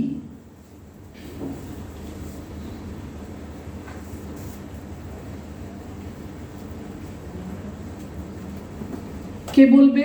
মাতাজি বলুন। চৈতালি মাতাজি। এখানে এই উক্তিটা করেছেন তিনি দ্রোণাচার্যের প্রতি। দ্রোণাচার্য পাণ্ডব আর কৌরব দুই পক্ষেরই অস্ত্র শিক্ষা গুরু ছিলেন, কিন্তু দুর্যোধন ভয় পেয়েছিলেন যে সে পাণ্ডবদের পক্ষে পক্ষপাতিত্ব করবে। এই কথাটা স্মরণ করিয়ে দেওয়ার জন্য তিনি বলছেন তাকে যে তিনি যেন এই বিষয়ে সতর্ক থাকেন। একদম। থেকে দৃষ্টদ্যুম্ন চক্রবর্তী না, এটা দৃষ্টদ্যুম্নকে কেন্দ্র করে বললেও এটা ছিল, এটা দৃষ্টদ্যুম্নকে কেন্দ্র করে বলছে, কিন্তু ওর মাথায় এটা ছিল যে ভীষ্ম আর দ্রোণ এরা যেন ওই যেমন দ্রৌপদীর বস্ত্রহরণের সময় এরা নীরব ছিল, এখানেও যেন এরা নীরব থাকে। এইটা যেন এরা কোনোভাবেই পক্ষপাতিত্ব বা নিজেদের স্নেহ ওখানে দেখাতে না যায়।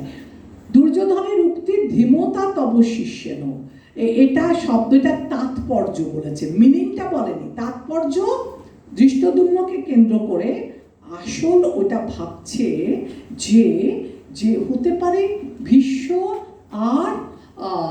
ভীষ্ম আর দ্রোণাচার্য, যে এরা দুপক্ষই সমান ভালোবাসে, তো হতে পারে এরা যেন ওইখানে নিজেদের প্রিয় শিষ্যদের পক্ষ না, দুর্বলতার প্রভাবে প্রিয় শিষ্যর পক্ষ না নিতে পারে। এটা খুব সুন্দর আপনাদের না যে তাৎপর্যটা আছে, ওর লাস্ট স্ট্যান্জাটাই আছে। আমি একদিন ওখান থেকে কপি পেস্ট করে আপনাদের তুলে দিয়েছিলাম, আপনারা দেখেছিলেন, ওটাই আনসার। ঠিক আছে, আপনাদের বইয়েরই কথা, এবার ওটাকে আপনারা নিজের ভাষায় লিখে নেবেন। আচ্ছা, দ্রুতক্রিয়া করার পর বিশ্বের প্রতিজ্ঞাগুলি তালিকা তৈরি করুন। ভীমের দ্রুতক্রিয়া করার পর ভীমের প্রতিজ্ঞাগুলো আপনারা বলুন। দুটো প্রতিজ্ঞা ছিল, না যারা একবারও বলেনি সবাই বলুন, একবার করে তো সবাইকে হাত তুলতে হবে নাকি? হ্যাঁ বলুন, আপনি বলুন। দুঃশাসনের বুক চিরে রক্তপাত করবে। হ্যাঁ। দ্বিতীয়টা হচ্ছে দুর্যোধনকে উরুভঙ্গ করবে। হ্যাঁ। এবং ভূপতিত হলে তার গদা দিয়ে তার মস্তক করবে। ঠিক আছে, ওইটুকু বললেই হবে, উরুভঙ্গ করবে। ঠিক আছে, হরে কৃষ্ণ মাতাজি লিখছো তো? লিখতে হবে না, বইয়ে দাগ দেবে, তোমার অত অত তুমি বিশদ করে পারবে না, অল্প করে। এটা এই আনসারটা বইয়ে নেই, বেকার খুঁজে সময় নষ্ট করবে না। এই যে দুর্যোধনের না, এটা কি দ্রুত ক্রিয়ার পদ, 5 নাম্বারটা বইয়ে নেই, আর আপনাদের অত বিশদ লিখতে হবে না, জাস্ট ওই উরুভঙ্গের কথা লিখবেন আর এই বুক চিরে রক্ত, বাস এইটুকু, 2 পয়েন্ট ক খ বলে নিজের ভাষায় লিখবেন, হলো? আচ্ছা, তারপরে দুর্যোধন কেন ভীষ্মদেব এবং দ্রোণাচার্যের সমর্থন বিষয়ে নিশ্চিত ছিলেন? এটা তুমি বলো। দ্রৌপদী যখন বস্ত্র হলো তখন ওনারা চুপচাপ ছিলেন, তারপরে সে প্রতিবাদ করেনি। এখানে দুর্যোধন ক্ষেত্রেও ওনারা চুপচাপ থাকবেন। একদম ঠিক মাতাজি, একদম ঠিক। সবাই বুঝতে পেরেছেন? হ্যাঁ, তখনও আনসার করেনি, এখনো করবেন না। আচ্ছা, এরপর নেক্সট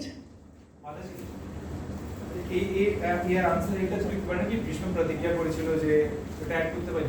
বিশ্ব প্রতিজ্ঞা করেছিল কেন? কি সবসময় যে সিংহাসনে বসে থাকবে তাই সাপোর্ট করবে। এটা কোন প্রশ্নের আনসার বলুন? দুর্যোধন কেন ভীষ্মদেব এবং দ্রোণাচার্যের সমর্থনের বিষয়ে নিশ্চিত ছিলেন?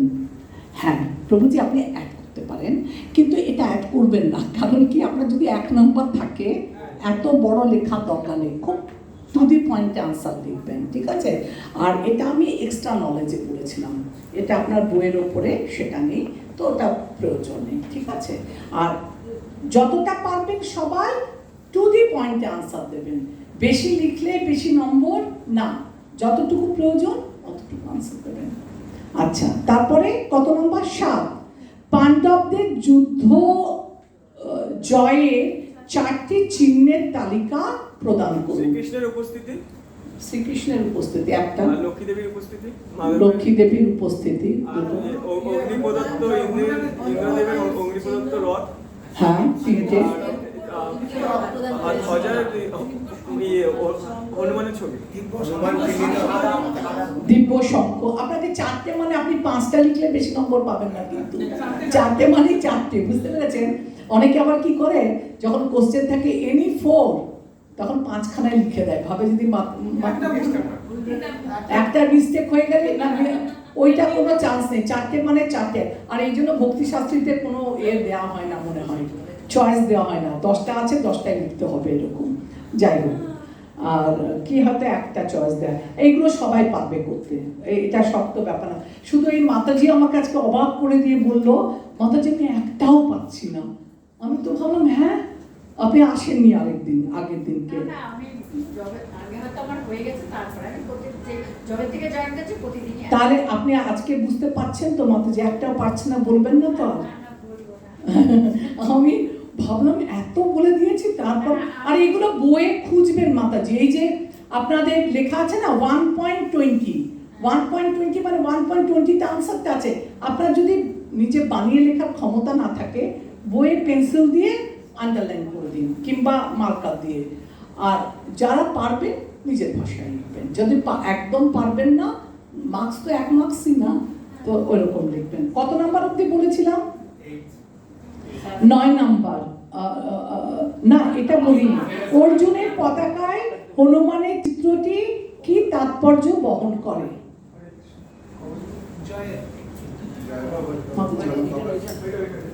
হনুমানজি ছিলেন রামের ভক্ত। একান্ত ভক্ত। আর যেখানে রামচন্দ্র, যেখানে রামচন্দ্র, যেখানে হনুমান সেখানেই জয়। এবার শ্রীকৃষ্ণ হচ্ছেন, রামচন্দ্র শ্রীকৃষ্ণ একই। এবার যেখানে শ্রীকৃষ্ণ থাকছেন সেইখানে জয় সুনিশ্চিত ছিল। আর এছাড়াও আপনার হনুমানজি বলেছিলেন যে যখন শঙ্খধ্বনি হবে তখন এই শঙ্খধ্বনির সঙ্গে আমিও খুব চিৎকার করব, বা এরা যখন উল্লাস করবে তখন ওদের মধ্যে ভয় ধরিয়ে দেবে, তাদের হৃদয় বিদীর্ণ হয়ে যাচ্ছে। নার্ভাস হয়ে পড়বে। আচ্ছা, গুড়াকে শব্দের অর্থ কি? প্রভুজি আপনি কিছু বলুন, সবাই বলবে একটা করে, বলুন। হ্যাঁ, গুড়া মানে হচ্ছে আপনার নিদ্রা। হ্যাঁ। গুড়াকেশ মানে হচ্ছে যে নিদ্রাকে জয় করে, হ্যাঁ। অজ্ঞানতাকে জয় করে, বাস, তাকে বলা হয়। এই তো একদম মুখস্থ তো সবার। এগুলো পড়তে হবে না কি ঘরে গিয়ে? কিচ্ছু পড়তে হবে না, সবাই মুখস্থ ক্লাসে করে নিন। 6 প্রকার আততায়ী তালিকা প্রদান করুন। 6 প্রকার আততায়ী আমি অনেকবার বলেছি আগের দিনকে ক্লাসে। 1 নাম্বার বলুন, সবাই একটা একটা বলবে, বলুন। যে বিষ প্রয়োগ করে। 2 নাম্বার ঘরে আগুন লাগায়। 3 নাম্বার ধারালো অস্ত্র দিয়ে। আচ্ছা, 4 নাম্বার ধন সম্পদ লুণ্ঠন করে। 5 নাম্বার অন্য জমি দখল করে। লাস্ট 6 নাম্বারটা পরস্ত্রী হরণ করে। মনে থাকবে তো? ঠিক আছে। আর 11 নাম্বার হচ্ছে রাজবংশ ধ্বংসের অগ্রগতির পদক্ষেপের তালিকা প্রদান করুন। 1-39 থেকে 42। এই যে কারণগুলো, রাজবংশ ধ্বংসের অগ্রগতির পদক্ষেপের তালিকা প্রদান করুন। কি কি?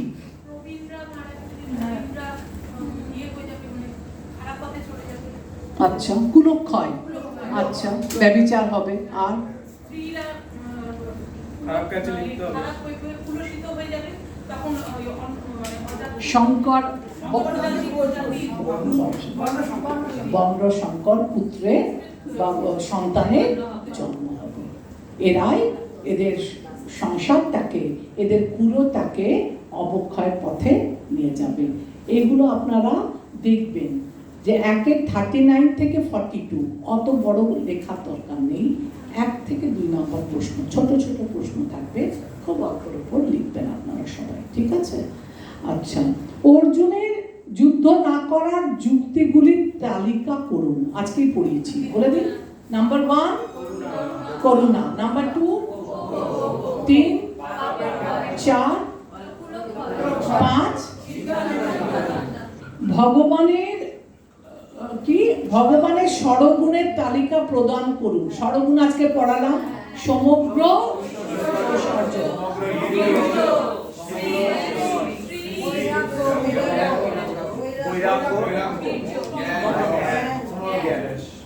ঠিক আছে, মনে থাকবে তো?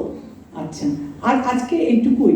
ক্ষুদ্রম হৃদয় দৌর্বল্যম শব্দের সমষ্টির অর্থ বলুন। ক্ষুদ্র হৃদয় তোমরা নিজের হৃদয়ের দুর্বলতা, নিজের হৃদয়। প্রথমে না ক্ষুদ্র মানে কি, হৃদয় মানে কি, এটা ভেঙে ভেঙে লিখবে যে হৃদয়ের ক্ষুদ্র দুর্বলতাকে প্রকাশ করেছে। তারপরে আজকে কি পড়িয়েছি? শাস্ত্রীয় সূত্রানুসারে কখন একজন শিক্ষক বর্জনীয়? যখন সে খারাপ কাজ যখন সে খারাপ না বলে একটা ভালো ভাষা ছিল না আপনাদের ওখানে, যখন সে শাস্ত্র বহির্ভূত কাজ করলে তাকে তাকে আমাদের এ করা উচিত। আরেকটা কি আছে মাতাজি? ধর্ম সমূঢ় চেতা, শব্দের ধর্ম মানে কি, সমূঢ় মানে কি, চেতা মানে কি? ধর্ম সমূঢ় চেতা, এইভাবে আলাদা আলাদা করে তিনটে দিয়ে একসাথে বলবেন। আচ্ছা, এইগুলো আপনাদের আমি এই এ থেকে 16 থেকে আবার আমি 20, আজকে আপনাদের 11, 12, 13, 14, আজকে আপনারা 15টা ঘরে গিয়ে লিখুন আর মুখস্থ করুন। বাকি আবার কাল পড়িয়ে আবার আলোচনা করব, আপনাদের মুখস্থ হয়ে যাবে। ঠিক আছে? আর কিছু? হরে কৃষ্ণা। তো আজকে আমরা এখানেই রাখি। হরে কৃষ্ণা হরে কৃষ্ণা কৃষ্ণা কৃষ্ণা হরে হরে, হরে রাম রাম রাম হরে হরে। এছাড়াও যদি কারোর কোনো অসুবিধা হয়, বুঝতে